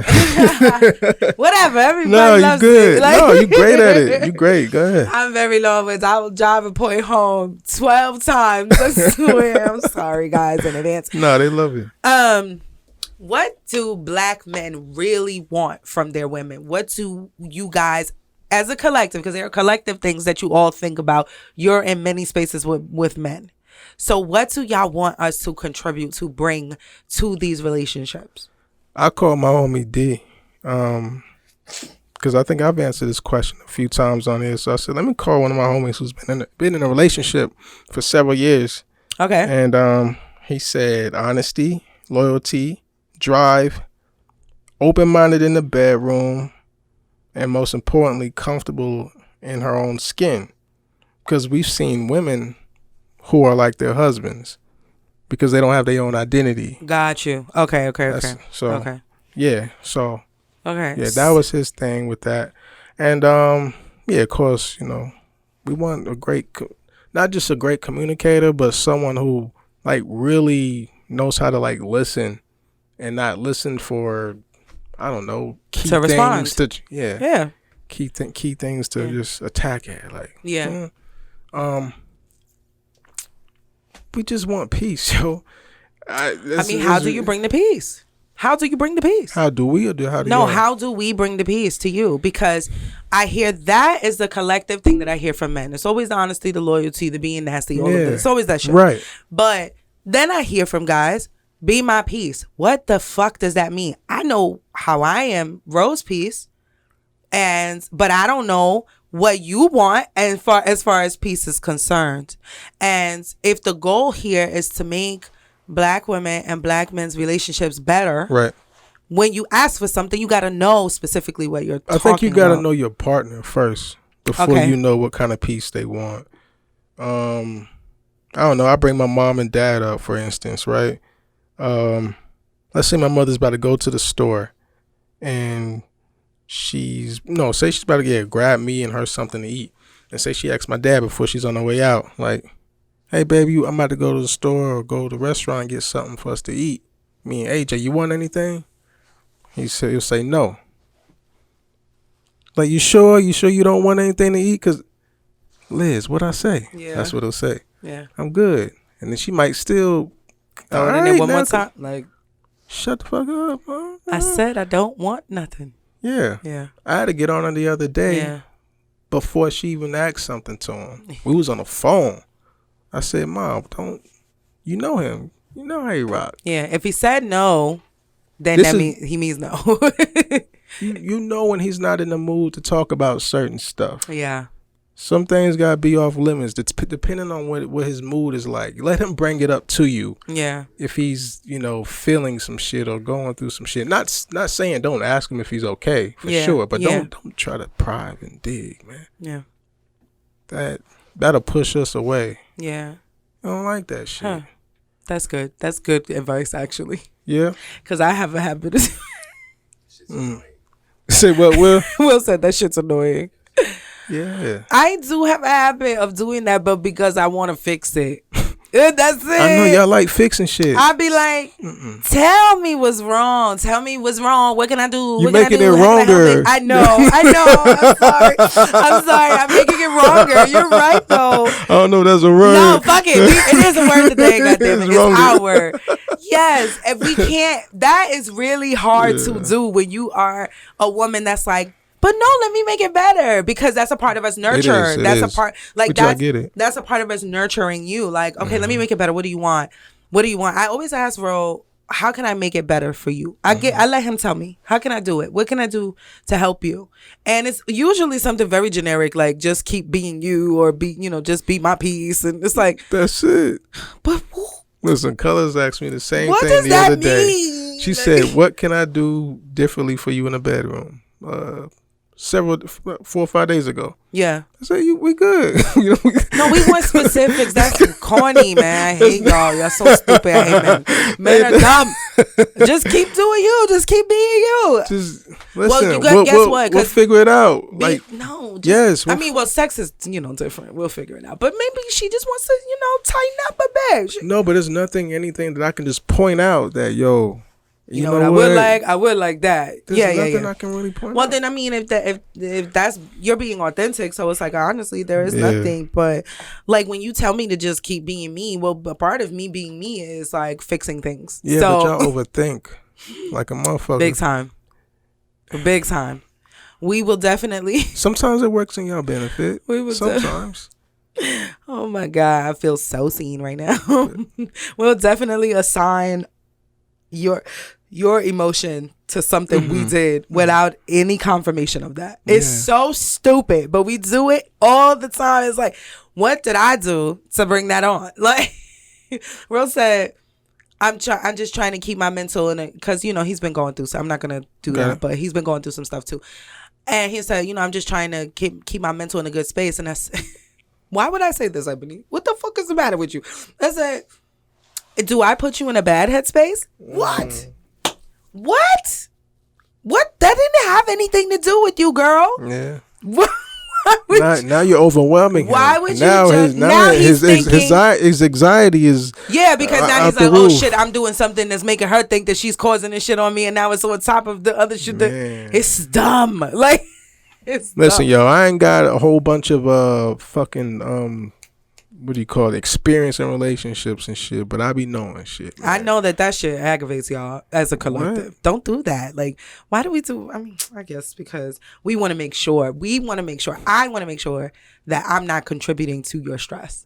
But I guess by me even asking that now contributes to your stress. I mean, I get it.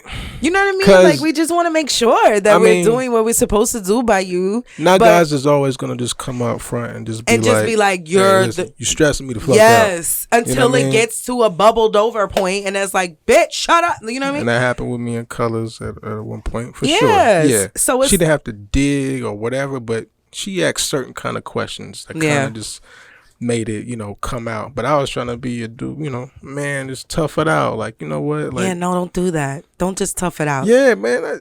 You have to communicate even when you're slightly, because we gon' keep agitating you. And now you're not giving me the opportunity to not do it.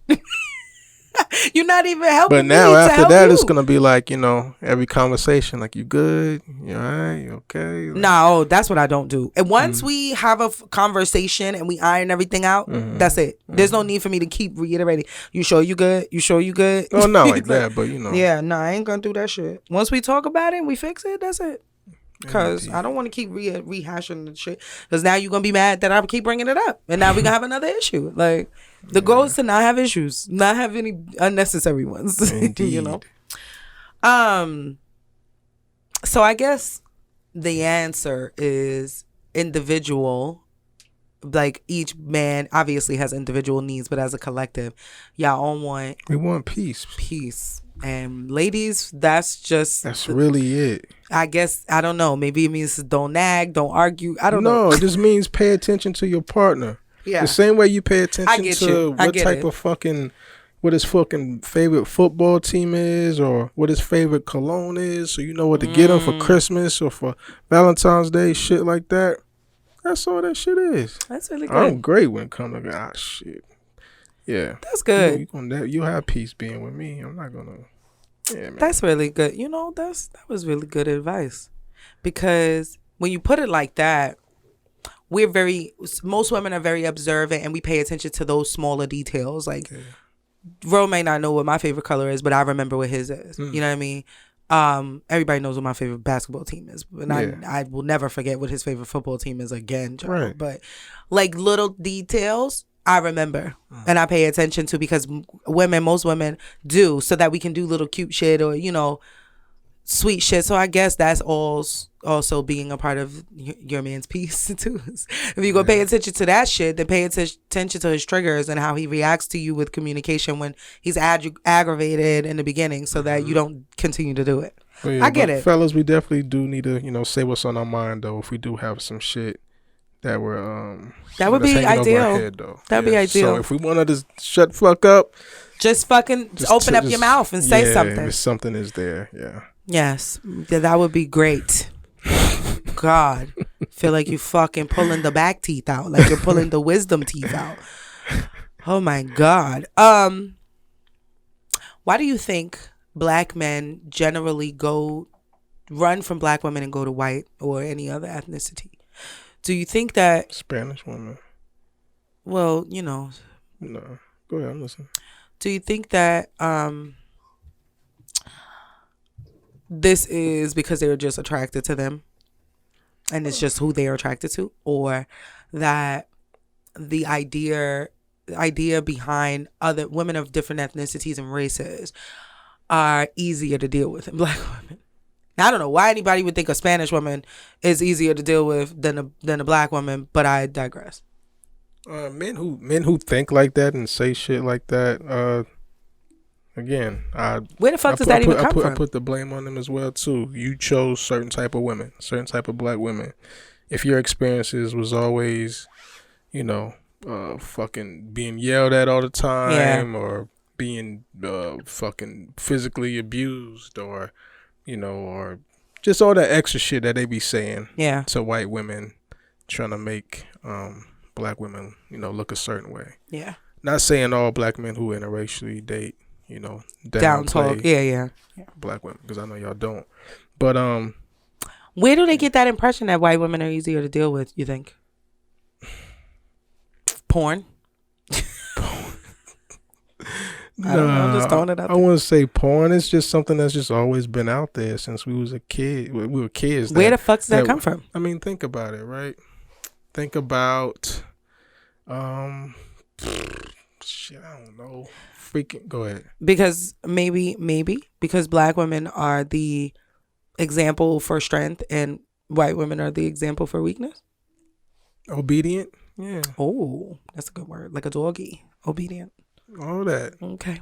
I mean, if you want to relate porn to it, I could see where you was going with that as well too. Because they want to get smutted out. Yeah, they definitely do. With a smile on their face, beg for it. Yeah, they different. That's kind of sexy. Not gonna. I don't want no pink pussy ever, but that's kind of sexy. They are different. Earlier this year, was a white woman I was in the mic. Getting to know. You trying to post shit on fucking Instagram? Can you focus on what you saying? I am focusing. No, there was this white woman I was getting to know and shit, and you know, she just loved how healthy I ate and different shit like that. And she was like, hey, I mean, if you ever want to, you know, piss in a cup, you know, I'll drink it. Like, you know, yeah. I mean, she was just saying she wouldn't mind me doing things to her, and I'm like, okay, word, like. That's what's up. Well, don't use this as a clip. But, you know he's going to. That it's not clip worthy though. Oh, it's clip worthy. It's clip worthy. Nah, it ain't. But piss in the cup, and then what? For her to drink it, or like? No, she said she would because she fucked with my diet and shit like that. I thought it was dope. It made my dick jump. It did. I didn't do it, but To know that I was on the table was kind of cool. He's like, okay. That is just interesting. Yeah. Y'all don't got to do all of that. Nah, but it's black women who like golden showers as well. Yeah. For but, sure. This a golden shower and a golden tea is different. It's fucking disgusting. Yo, you was silly. No. Tea. It'll be clear tea. Golden tea. For your information. Okay. Clear tea. Golden tea is just. Hey. No, I get why black men fuck with white women. I just don't get why they gotta, downplay the black women. I don't get those type of black men. Yeah. But I mean, of course there's a attraction thing that's there. Like, okay, if you're attracted to them, then great. But there's this like, I guess, stigma that surrounds black men who date white women, and they do so because blank, blank, blank. So I'm like, what's the blank? Is it because they really think that they are weaker than black women, or they can get away with more things with them? And then there's like the weird fetishization, of having mixed kids, and that whole thing. I think that plays a big role more than anything. Yeah, you think so? Heck yeah, I've heard that. Oh, from now men. I've heard more of black women talk about having mixed race babies than I have black men. Oh, so I didn't know that guys would look at that and be like, oh, we could have some great looking babies. I've only known women to do that. Yeah, guys do it. That's disgusting. Corny. Yeah, it's corny. As if like beautiful little chocolate babies are. Oh my God. My baby's father is darker than me, and I just knew I was gonna get chocolate babies, and I didn't. They all my complexion. I was like, I got robbed. Like, why is this kid light skinned? Like, what? They're not light skinned. They came out light skinned. What the fuck? I was like, whose white baby is this? Like, but yeah, whatever. I thought they was gonna be super chocolate, and Roy's fucking. If we ever, we're not gonna have kids, but if we ever did have a child together, they for sure would be fucking high yellow, because he's a little bit lighter than me. Yeah, definitely. Fuck. y'all want mixed race babies. I want a dark chocolate drop.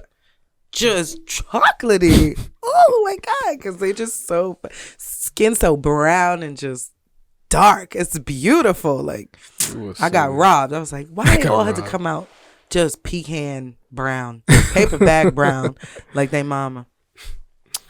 Okay, here's a really, this question was brought on by another TikTok, because I'm TikTok obsessed. Mm-hmm. Is it black women's fault that men, black, white, all kinds of men, over-sexualize them?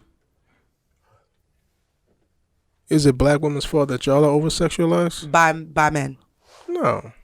Yeah. I can't help y'all got what y'all got. Yes, come on now. Lady lumps. That's what was the lady back in the day who they try to use? They used to put her in like fucking art shows and circuses. Like way back in the day. Yeah. Like back in like the 1800s. Was it Sarah something? Start with a B. If you Google it, Bartman, or I don't know why I have that on my. It might mind. Be something like that. But yeah, But yeah, she didn't ask for that. Nope. You know what I mean? Yeah, and they definitely took advantage of her. I think you might be right. Sarah Bartman. Yeah. Mm-hmm. I just thought about it. I was like, I think you might be right. Yeah. So no, it's not your fault. No, it's not at all. Now you do have a lot of men who believe, and women who believe, that we play into it. Yeah, definitely you do. How? You mean how? How? It's a general question. I just want to know. I'm asking for the listeners. I mean, the IG models, you know what I'm saying? The challenge, the busted challenges and different things like that. You think that's playing into the over-sexualization of us? 100%. Or, which I'm not mad at it, but yeah. Okay. Yes, it's playing I think into it's more celebrating us, our bodies, and it can't be celebratory. It's doing all that. Like, let's not. Come on now. Y'all like the tease. There's nothing wrong with that. Yeah. Are you serious? What was the one joint? That Doja Cat record where people would go in the bathroom, then turn red. That red shit. That was sexy. Yes, it was, but you're playing into it. Niggas was doing it too. That's weird. There was men doing. Nah, that shit was sexy. I guess men was doing it with their shirts off and shit. I was like, hey. And Tony was recording them. But yes.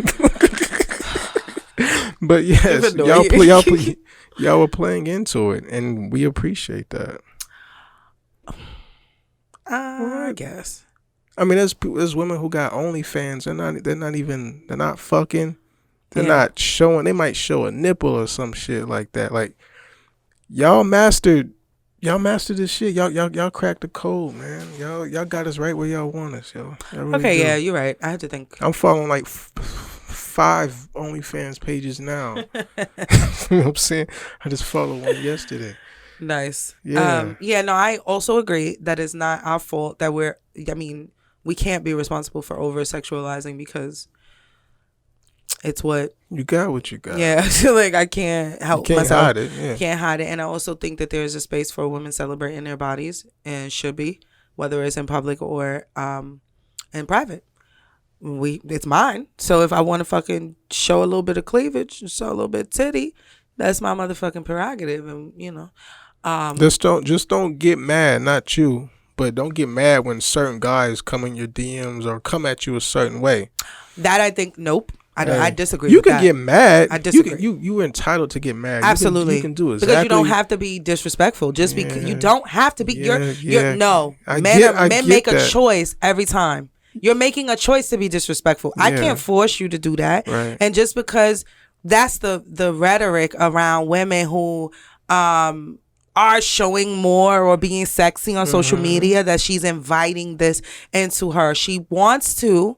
For whatever reason, some women want the attention. They want attention, right? Right. So with that, you're gonna get all types of attention. You're gonna get niggas like me who's like, woohoo, like show us more. And then you're gonna get them niggas who's probably talking shit about you. Just because it comes with the territory doesn't mean that you shouldn't have a reaction, because it's not. Men have control over themselves. I didn't say it's Every okay. I'm just saying these ladies shouldn't be shocked by it. Shocked? Okay, maybe you shouldn't be shocked, because absolutely that's how a lot of people are, men and women. Of course, I'm not going to be shocked.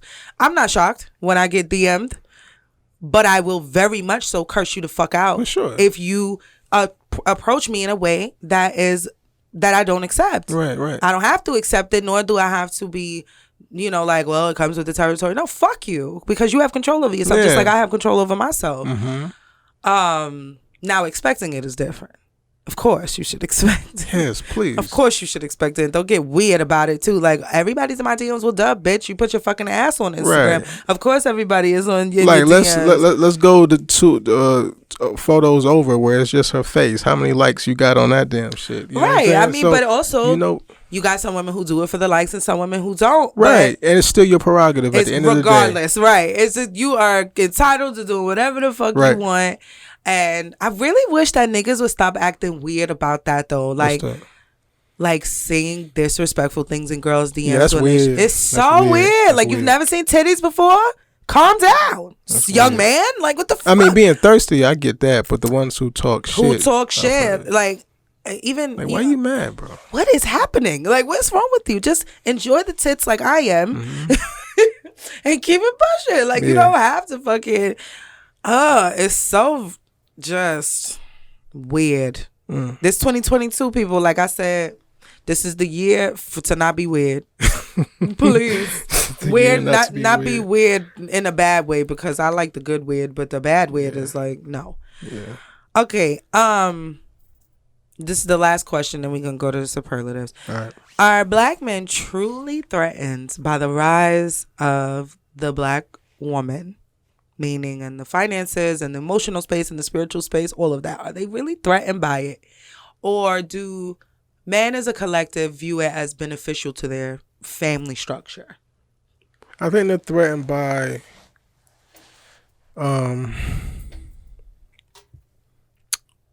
what this position, I don't know. I think that they're threatened by not so much the rise of the black woman in the financial department or anything like that, but more so what comes with that. Like, does it change you? Does it make you into how men are? You know what I mean? When they're of a higher status or whatever. Yeah. So maybe that's what they're threatened by. Got you. The idea, and not so much the idea of what you can become. Yeah. Within the status. Okay, that was a good answer. I didn't even think about it like that. Yeah. I was under the impression that they would be more threatened by it because they don't want their women to make more money than them. I think guys are adjusting to that, adapting to that. They need to, because it's all coming to the same pot. Yeah. It's all coming to the same pot. We all put our money in the building fund, nigga. Like, what the fuck? What difference does it make? Depending on the woman. It does depend on the woman for sure, because there's a lot of women that be like, "This is my money." Yeah, as she should. That's her money. It's her money, but if we're playing on the same team, then it goes to the greater good of the team. Yeah. That's it. That's how it should be. That's how it should be. She shouldn't be with him. Yeah. She shouldn't be with him, right? Yeah. Because, I'm going to have my reserve money for the things that I need to do, like my hair, my nails, whatever the fuck, just fucking dicking around, going to get a massage and splurging at the strip club. Right. I would make sure I have my shit. Right. But we have the family pot. Mm-hmm. And the majority of it goes into the family pot, not just for immediate bills, for future shit. Yeah. Ro and I got 5 kids together. Like, that's a mad fucking babies that all I'm thinking about is college. Yeah. I'm like, fuck. I need to be rich next year in order for this to work. It's coming. It's definitely coming. I wish that more men were not threatened by the social status, financial status, even spiritual status, because y'all are all right with us being the spiritual leaders of the family. Mm-hmm. Y'all okay with that. Mm-hmm. Following our lead as far as that is concerned. As long as it doesn't have anything to do with money, y'all are okay. It's weird. Weird. What's weird? That men feel threatened by only monetary things. Oh. I mean, because I've always said on this show, like, money... that has a lot to do with a man's ego. Well, yeah, what because he can buy. Y'all were taught that your value lied with your dick. Mm-hmm. What you can do with your dick was in your balls and money. That's it. Yeah. There's so much more. Yeah, big time. There's so much more that y'all bring to the table. That's another one of my goals, is to help men understand that you're just way so much more than dick and money. And this is coming from someone who will definitely fuck you and leave you. And that same energy, just because I got a man doesn't mean that I'm still not of that ilk. Will fuck you and leave you. And will definitely have you spend money and not fuck with you. Like, some people are good for what they're good for. You know what I mean? If that's all that you're good for, then that's what I'm going to take and I'm going to dip. Yeah. But man, and I am more than just my dick, by the way. I know that. I'm glad you know. My dick is the icing on the cake. Yes, come on. Yes, talk that hot shit. I don't lead with my dick. You know what I mean? You always know the niggas who value themselves when they are not the ones they don't leave with their dicks. The niggas who value themselves higher, who know they bring more to the table than there's dick and money, they don't lead with their dick and they don't lead with their money. That's a good way to spot them, ladies, if you want to elevate a Negro. Word. All right, that was the last question. We didn't argue. That was really interesting. No, I told you we wouldn't. I didn't think we would, but then I did think we would. Yeah. But, it didn't go in the direction that it could have gone in, child, because... All right, let's do these superlatives. They're just randomly about... You okay? We're about an hour 40 something. This should be. Yeah, we almost done. This is perfect. Blackness in media. Because we're talking about some black shit today. So I said, let's just end it on the blackest note possible. Favorite black TV family? Will, put your mic on. I love when you do the superlatives with us. I know you're tired, but come on. I feel you, Jay. There you go. Okay, deep voice. Favorite black TV family?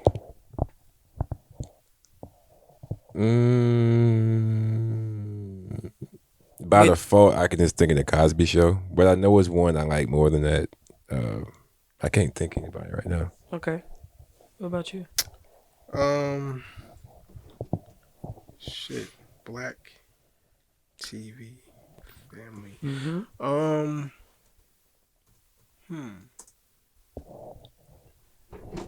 I can't think right now. I'm drawing blanks. What about you?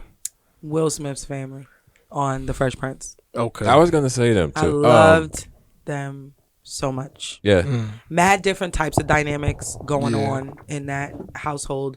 Different types of. It was really refreshing to see affluent blacks on the television, and also one who wasn't from that kind of get used to being an affluent black, but also cracking jokes on, it just was so good. It was such a well-rounded, good family show. Even with the butler being one of the funniest motherfuckers on the show, Jeffrey was funny Spicy as fuck. He was He talk shit all the time. He talks shit all the time, and this man is employed by this. Yeah.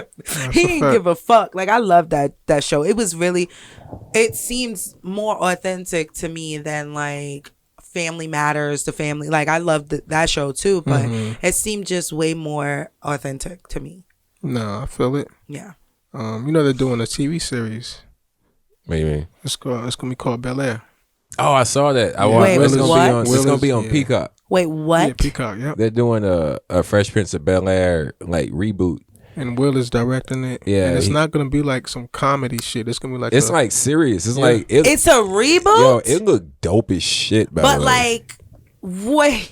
Yeah, Carlton's like cool and shit. He's not like a nerd. Get the fuck out of here. So they're doing a different version of, and like in a different, like universe, like in a different universe. Yeah, but it's set like currently, and it's set currently. So we're probably gonna find out like what maybe Why they started putting it the on beef, Peacock? why Will had to end up moving, why he had to end up moving from Philly to Bel Air, and so it's like darker. how they met Jeffrey. Yeah, it's kind of like it's. Oh so my I'm God. trying to think of something where the tone seems similar, like a movie or a TV show. It's Why are they putting it on Peacock? Hey, I don't know. Damn, yo. Nah, Peacock be getting shit. I down, got like, for real. 5011 motherfucking streaming services now. Now I gotta have 5011 and one. Like, the fuck? Well, I'm gonna look out for that. That shit sounds. Nah, look at the poppin'. trailer though when you get home. Like, I love Will Smith. It's pretty damn fun looking because I heard they were doing the reboot, and I was like, "You're doing the Fresh Prince Don't reboot?" fuck up the Fresh I was Prince. I was like, because I heard about it like a year ago. Yeah. Because the guys who made it, they made it independently, and then Will Smith actually saw it online. And he was so impressed by it, he decided to come in and be executive producer on the whole That's thing. amazing. So if he's putting his stamp on it, Then it's gotta be good. It's fucking solid. Facts. So, Yeah. Because But, Will don't really put out a lot of Hell no. misses. He Nah, don't really he got put like- out he his got like whole a couple. career. He's got a couple out of his career misses. Yeah. Like Wild Wild West. But I like that shit. But whatever. I like that shit. Yeah, I I'm kind of good fucks on with that. Wild Wild West. For sure. It was very corny, but I kind of fucks with it because Yeah. Cisco. So Oh my god. Don't get me started on the song. I hate that shit. That I was hate my that shit. You like the song? what? Because Cisco, hello? You talking about the song with the Will Smith and Because- Cisco? Because hate Drew that. Hill, that was my shit. Every time hate that song. that motherfucking chorus hit, we remember going the- straight. you remember the video? To the wild. Y'all See, didn't like it. see, I'm a The video was huge- popping. No, Like, the video's trash. The white suit and shit. it was I'm lit. a Stevie Wonder fan. I'm a huge Got you. Stevie Okay, Wonder okay, fan. okay. And every time I hear the original song by Stevie Wonder, all I hear is motherfucking Cisco. Yes, And I that's can right, never Cisco. get Give it that out of man my his head flowers. Like, to the point I love this song before, since I was a kid. And ever since then, I can't get Wild Wild West out of my fucking head. I hate that fucking I'm going to song. play it when we get in the car. Don't do that shit. That shit's trash. Yo, Will gonna be here. I'm leaving now. He's I'm- leaving I'm now. He's tired. I'm tired of Yeah, shit. I thought so. bad. I was like, he's going. I was gonna stay and do some shit, but I'm Fuck fucking it. tired. You're now. tired. Indeed. Underrated black reality star. That's a hard one. Like, What was it? see, I don't watch That was reality him. TV. That was his Oh, I noise. thought it was a fart. I thought it was no, a it fart was too. me.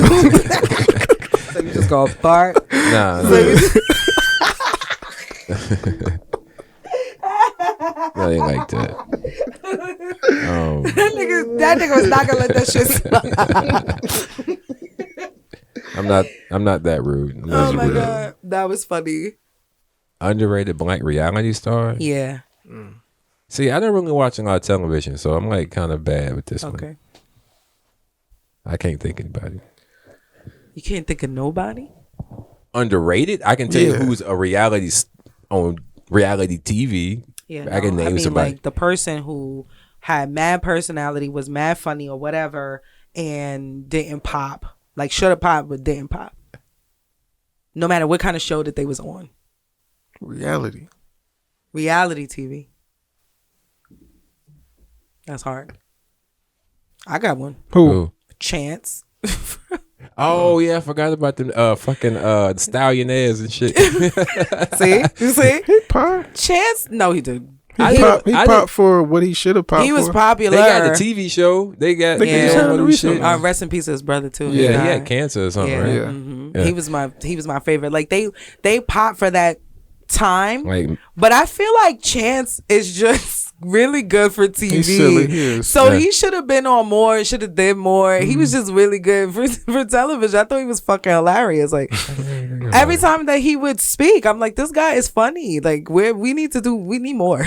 Give him more. No, I get it. He was a wild card. He really was. I even liked his brother. Real was the brother's name. yeah. Yeah. With the hair, and I liked him too because like a he vampire. balanced him. So he wasn't. He wasn't that crazy. He was just like a regular nigga. Where Chance would come in with some wild shit on. He would come in with some wild shit on. Wow. Wild ass requests. It was really good for TV. That was a really good time for reality TV. I don't give a fuck with nobody. No, it was fun. Big Hoops and Delicious fan. Like Yeah, I bet. Oh damn, that's like way back. Oh yeah. Still nobody? I can't think of nobody. You either? Nah. I guess Hoops. I mean, she got Shaq for a little bit. Yeah, Shaq. Yeah, I don't think I watched like reality TV in about just like 2012 Okay. or That's 13 or some shit. That's I fair. feel you. Favorite black news person? A favorite black news person. It's funny. I know. I can. Yeah, I got. don't know his name. Go ahead. What's the guy from CNN? I knew you was gonna say that. Me too. It's the Don Lemon. Don, yeah, That dude nigga funny is as fuck. funny, So I know yo. y'all saw that shit on New Year's, right? Yes. Nah, that nigga wild. He's done that shit more than once.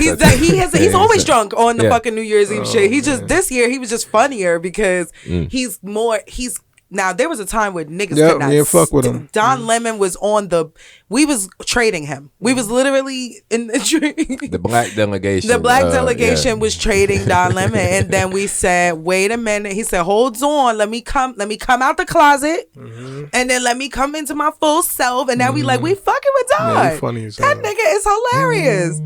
The fucking New Year's shit. Now he's always been drunk, but this year it was funnier. Did you see his fucking lemon necklace? I ain't see I ain't it. paid attention. It was so fun. I was I like, didn't see he's hilarious. Like he had a long dookie chain with a lemon on it. Like I was like, He was when funny, did Don yo. Lemon get fucking popping? Like I fucked with him. with him. He's my absolute favorite. When he stopped giving a fuck. When Yeah. he stopped Like, giving a literally. fuck, yeah, that's when he was like, you know what, I'm gonna do and say I whatever can't the think fuck of I want. nobody, man. I was gonna say somebody, Al Roker or somebody. I mean, you know, he's I mean, he a legend. Legendary. He a legendary nigga, but Yeah. he just on TV to me though. But he's a legendary nigga. I mean, he is a legendary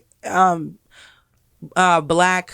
I think he's some type of pioneer in the black news space or some shit like Al that. Roker been on TV since I was like a little kid. Yeah, same. Like, I can't think of TV when Al Roker wasn't Right, on TV. it's me. And that's like I ain't young. We and done shit. seen fat Al Roker, small, medium size, well, in the But middle. he been on TV so long, niggas forgot he was fat Al Roker.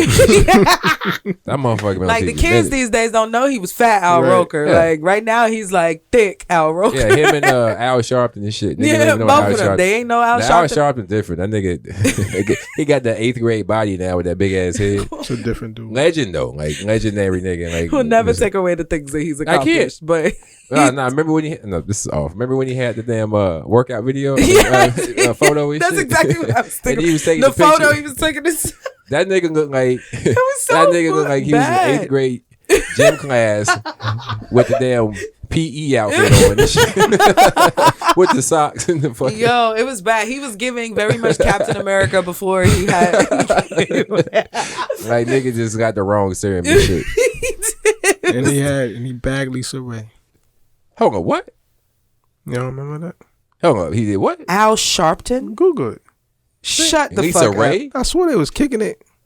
Get the fuck out of here. Hold on. Please Google that shit because what? Al Sharpton bagged Lisa Ray. For a second. What was this? I swore. Wait a minute. I gotta confirm this shit. I gotta throw this on. Don't go to Wiki. Go to a reputable source. There's some pictures on here. My memory kind of decent. I could have swore they was kicking it. Hold on. They was dead. I know. Oh, this is Essence.com. Lisa Ray on life after divorce and Al Sharpton. I thought I said from Al Sharpton. Oh, no. Like these niggas was mad. Like, yo, what the fuck? Yo, they hanging, right? There's rumors all over the place that they dated. Like this is like back in 2009 and shit. They was kicking it. That's crazy. So Al Sharpton probably smashed Diamond from Players Club and shit. That's wild, yo. Well, shut the fuck. I'm serious. Yeah. That's a wild shit. Oh, that is some wild shit. Holy cow. I'm really like shocked. Yeah, this back when Media Takeout was the shit. So damn, I heard that. Damn, remember Media Takeout? Yeah, Jesus. before I was kind of addicted to that shit. They was the first shade. Hey, me too. I used to comment on that bitch. I ain't never comment, but I was on that. I was on it. I was looking. Yeah. For sure. I was looking. Okay, best black magazine or publication of any time or of any time. That's tough. I mean, if you gotta give it like influence, I gotta say like Ebony or Jet. Yeah, I guess I'm going with Jet. I knew you was gonna go with Jet. We did something. They got Beauty similar. of the Week, so you gotta go with Jet. Yeah, I'm gonna go with Essence and honorable mention to the Source. Every fucking body who was black would go to the motherfucking Source magazine. That's good though, because the same way you give Ebony and Jet credit, you have to give the Source credit because they were the first ones to do it on that scale. Yes. And everyone else that came after that, they just followed the Source model. It literally looks like Source. Replicas for real. Like the Source magazine, and it was so dope. Like you knew niggas like. The covers was so sick and just like raw and gritty. Yeah. And then they had the unsigned hype. Yep. That I really looked forward to looking at the mics. Like that magazine was popping. It was. It really was good. And I used to take the fucking pictures out of that shit. Yeah. It was like a hip hop Bible for niggas and shit. It really was. It was like, it was good, man. What was the Word Up joint? Oh, I loved Word Up. See, I never really got that one. Oh my God, Word Up had the fucking pull out joints. The pull out posters. They had everybody. Oh my God, I used to have Immature on my wall. There you go. Fucking love that shit was popular as fuck. Word Up was fucking popular, but I don't know if they was black owned, so that's why I said I didn't say them because I almost did, but I was like, I don't think they was black owned. I think so. They had no, they didn't have Britney Spears on Word Up. That was the white. I was like, don't do that shit. That was the white version of Word Up because it was a white version of Word Up. For real? Yes, I don't remember what it's called. Was it out for a minute? Because I've never seen it. It was out for a minute. It was out at the same time when the era of the magazines. Damn, remember there used to be magazines? We in year 2022, niggas. Like, the fuck? We survived through... We have lived through newspapers and magazines. Yeah, phone books and shit. And fucking yellow pages and white pages. Niggas don't even know what a phone book is nowadays. Exactly. They don't even know that there was a difference between the yellow and the white. Nope. The white was fucking for personal, for residential, and the yellow were for businesses. Yeah. That's crazy. Damn, we owe for real. Do they even give out phone books anymore? Yeah, they do. They do? For fucking what? Last time I seen one, it had to be you can Google everything. You can literally Google someone's phone number. They would just put the shit like in front of your house. Yeah. They just drop a phone book off. Like, oh, those were the days. Right. So that was some good shit. The Source magazine times. Ooh. At Double XL. They feel like Double XL. It was solid. That was a yes. Yeah. Okay, two more. Best person. I threw this in there because it was a conversation I was listening to at another podcast, and I was like, "We gonna talk about this shit." Best person to go up against Jay-Z in a versus. Oh, here we go. That's a tough one though. I just want to know. I just want to know. You go, Lee. You go first. Yeah.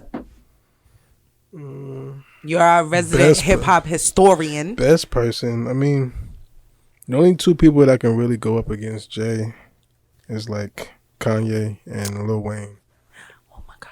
I was gonna say that. We feel the same way. No, I feel you. Yeah. Good. Yes, I totally agree. I think Kanye could do it. I think Jay would still get Lil Wayne. I think he would still come out on top of that. I think he would come out on top of both of them. I don't think he. You Kanye? think Kanye? Well, no, not Kanye. His discography is too crazy. Now it's a little bit different now though with the Kanye verses. is a producer. Because before it would be like you're playing like song for song. Yeah. Like when the verses first started happening. Mm-hmm. Yeah. So if you're just going song for song, they not doing song for song no more. It's more of a concert performance thing. Performance versus performance. Yeah. So like when Dipset and the Locks went together. Yes, that was the last one that I saw. It was like it's more like a performance based thing, and you have a finite number of songs you can do. Mm-hmm. So if you're doing it that, but are they still doing song for? They're still doing one. It's still song. It's still song, but they're performing but the performance aspect is way bigger than it was. You're not going to beat Kanye performance. And if Jay-Z plays a Kanye produced record, that's an counts extra for point Kanye. For Kanye. Yeah, like. I agree. They shouldn't even do that. You're right. Now, it doesn't have to be just hip hop. Kanye produced music. I mean, fucking Teddy Riley was playing all types of shit. Right. Yeah. You know what I mean? Babyface was playing all types. Like it's just Lil Jon was playing all. They all. I mean, Jay is written for people, so that's his. Yeah, because he written for like Dre and a whole bunch of niggas and shit. Snoop, but Ye's catalog is. It's crazy. Ah man, that would be a sight to motherfuckers see. Oh no, that shit would shut it all down. Oh my god, that would be the ends of the verses. You know what? Who else would be dope? Don't say it. Drake. Drake. I'm surprised Drake is in this conversation. Drake is another. I'm not a big Drake fan, but as far as like just got the discography. He's got discography. He got a deep one, but he can't go. I don't know if they aged well. That's what me and Bro was talking about. Yeah. Now, if you're going song for song, and the performance is part of the criteria, it's two people I can think of, and I would say Busta Rhymes, Missy Elliott. That I want to see them in a versus together. Yeah. Busta and Missy. Happen, yeah, I would want tickets to that. Like and I don't fuck with. They like male and female of the same vibe and shit. I don't really fuck with concerts like that. Okay, concerts because of the proximity of the amount of people in a small space. I love Missy Elliott. But I would literally buy tickets to that because I love Missy fucking Elliott. I love her. And like I knew her. Like that's that type of love. Like no. Oh my god, I feel you. She is fucking perfect. I feel you 100%. Nigga. When me and Track went down to Miami and we was with Timberland that one time, like low key, like I know it's like a long shot, like a fucking long shot. I was like, nigga, I'm happy as fuck to see Timberland. Like I'm happy to see. If Melissa walked through this bitch, yes, I probably would have just lost all my shit and just been like, yo, son, like. Yeah. I love Missy Elliott. I would fangirl the fuck out, and it's not many. I've seen mad famous people and people who have influenced me, and that I don't fangirl. I would lose my shit if I see Missy is inspiring to people. Very, like she got a whole other thing to her. Yes, she's I would love that. She's the first of her kind, dude. Very much, and honestly, we haven't seen another Missy since. Nope, probably won't. And Queen Latifah was kind of, not the first. I'm not saying she was anything like Missy. She kind of like just because she opened the door sing for Missy, sing and harmonize. I agree. Even before we heard Lauren, I do agree. Because she is, I think of a Jamaican descent. I think Queen Latifah. Queen Latifah. I think so. Yeah. So I've heard her like. Oh, I didn't know that she was Jamaican. I think so, but I remember hearing her like harmonize or sing. Yeah. And that type of. She absolutely paved the way for a Missy. Yeah, she did. She did. But she might not be. But I remember doing a record that was definitely Jamaican inspired, or reggae inspired, or something. Listen, I need the Busta Missy fucking Busta's early. That'd be a great show, man. The video, just the oh my god, I miss when music was like that. Like I hate to sound like one of those type of old folks. They ain't got no records together, do they? Missy and Busta? Yeah. Which one? They do? I don't. I'm sure they do. They have to. No? I can't think. I mean, it wouldn't surprise me if one is out there somewhere. They have to. Probably like a B feature, like a B-side song or some shit. It seemed like it has to exist somewhere. It should somewhere. Yeah. Shit. Like Missy has songs with Beyonce before Beyonce was Beyonce. You know, she wrote for her. Like she was always on her albums. Oh my God, I fucking love her so much. Like I really do. I felt myself about to fangirl out. I'm like, no, we are pressed for time, bitch. We have to close the show out. I need to see that, and I wish that music was like that with the Hype Williams video era. It was the best. It was the fucking best. We don't even have videos like that anymore. Like, nope. It's what you whack. looking at, Will? Oh, I'm looking for Missy Elliott and Busta Rhymes. I know they did something together. I feel like they did. No? Yeah, they got. I thought so. It's weird. It's Missy Elliott, Busta Rhymes on the Why Do Fools Fall in Love soundtrack in 1998. That's the first thing that popped That up. movie was popping too. Yeah.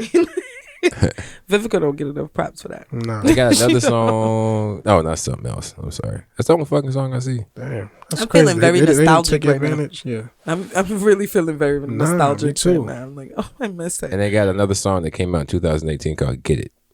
Oh, 18. Okay. Yeah. Mm-hmm. Last one. Favorite black couple, like in media, famous people. That's easy. Famous people. Favorite black That's couple. easy. Go ahead and say Michelle and Barack. That's it. I don't want to meet nobody else. No, them niggas inspiring as hell. I was telling my girl that the I other knew day. you was gonna say No. Michelle. I love Barack. Michelle to death. I love Barack to death. Y'all niggas can't ever get a divorce. That shit. Oh my God, we would collectively break our hearts. Nope. I don't want to see Barack with nobody else. I don't give a fuck if y'all not happy or not. I gotta stay together. Yeah, you're right. Y'all too much. You can't. No. Y'all are too important for Very like, much everybody. so. As a married couple, their Right. marriage is important. Yeah. I agree. Y'all niggas are protected by the black community of America, like for real and shit. Ain't nobody fucking with y'all. I agree. I really do agree. Yeah. Now, for me, it's probably LeBron and Savannah James. Okay. For sure. They've been together That's since high school. Dope. Yeah. Yeah. You know what I mean? Like, Beautiful relationship. definitely. You know, he never put no smut on her name. You know, no scandalous shit. Yeah. Always, you know, yeah, definitely keeps it with her everywhere he goes outside the court. Yeah, they like best friends, yo. Yeah. So, Yeah. I love their relationship. So I have two because I can't decide. I can't choose between them. Denzel and his wife. But they getting divorced? No. I thought they were getting divorced at one point. No. They're still together. I must be thinking about somebody else. Yeah, they're still together. He very much so dotes on her. She's black as hell. Yeah. She a black woman. She stayed with him. And she stayed with him through some shit. Yeah. Infidelity, all that stuff. Yeah, John David, the son, Yeah. honors the fuck out of his mother. Yeah. Never lets anybody forget that his mom is around. So like, Yeah. so I just love them as a couple. Same like honorable mention to Angela Bassett and Courtney Vance for the same exact reasons. But Beyonce and Jay-Z. Yeah. Beyonce and Jay-Z. And you know, I know there's a little bit of controversy surrounding how young she may have been when they got together. I don't give a fuck about that. Yeah, fuck neither. I don't care. I like to see the couples that make it through mad storms. Like it's inspiring. It's Barack and Michelle are inspiring on a whole different level. But I think when we see couples that are famous go through regular people shit, it's like, oh, like that's not just happening to broke little old me. It's happening to fucking Beyonce. Like, you know what I mean? So I feel like that relationship humanized her for me. Because initially I wasn't really I was a Destiny's Child fan, not a Beyonce fan. Okay. I didn't care for her as a singular artist until she left her dad's management and really started coming into her own sounds, talking that hot shit, speaking real shit about her relationship. And I was like, oh shit, like where's this Beyonce been all my life? Like, Go ahead. I fuck with authentic realness, rawness, pain. I fuck with it. So yeah, them. I got a honorable mention. It's old school shit. Ossie Davis and Ruby Dee. Yes. Oh my God. To the end. They died separately, but their ashes are both in the same urn. Yeah. And on this shit it says "In this together forever" or some shit. My God. Wow. I was like, That fucking is love you like just that. my heart. No, I said the same shit and I read Oh it. I my was like, God. oh, that's crazy. That is beautiful. Right. Oh, They put the ashes in the same urn and got the little Oh my inscription God. on it. That's heavy. Right. so dope. And they were together for like, Ever. yeah. Forever. Yeah. Ruby D was so 60-something cute years. back in the She day. was. I thought she was cute as an old lady too. No, she was a cute ass old lady, but Yeah. she was like adorably cute even when she Yeah. was younger though. Yeah. Yeah. So yeah, that was the last one, guys. Speaking of death, I guess. Rest in peace to fucking the legend Betty White. Rest in peace to the legend Sidney Poitier. And rest in peace to the legend Bob Saget. Like that shit was Big. crazy. And John Madden.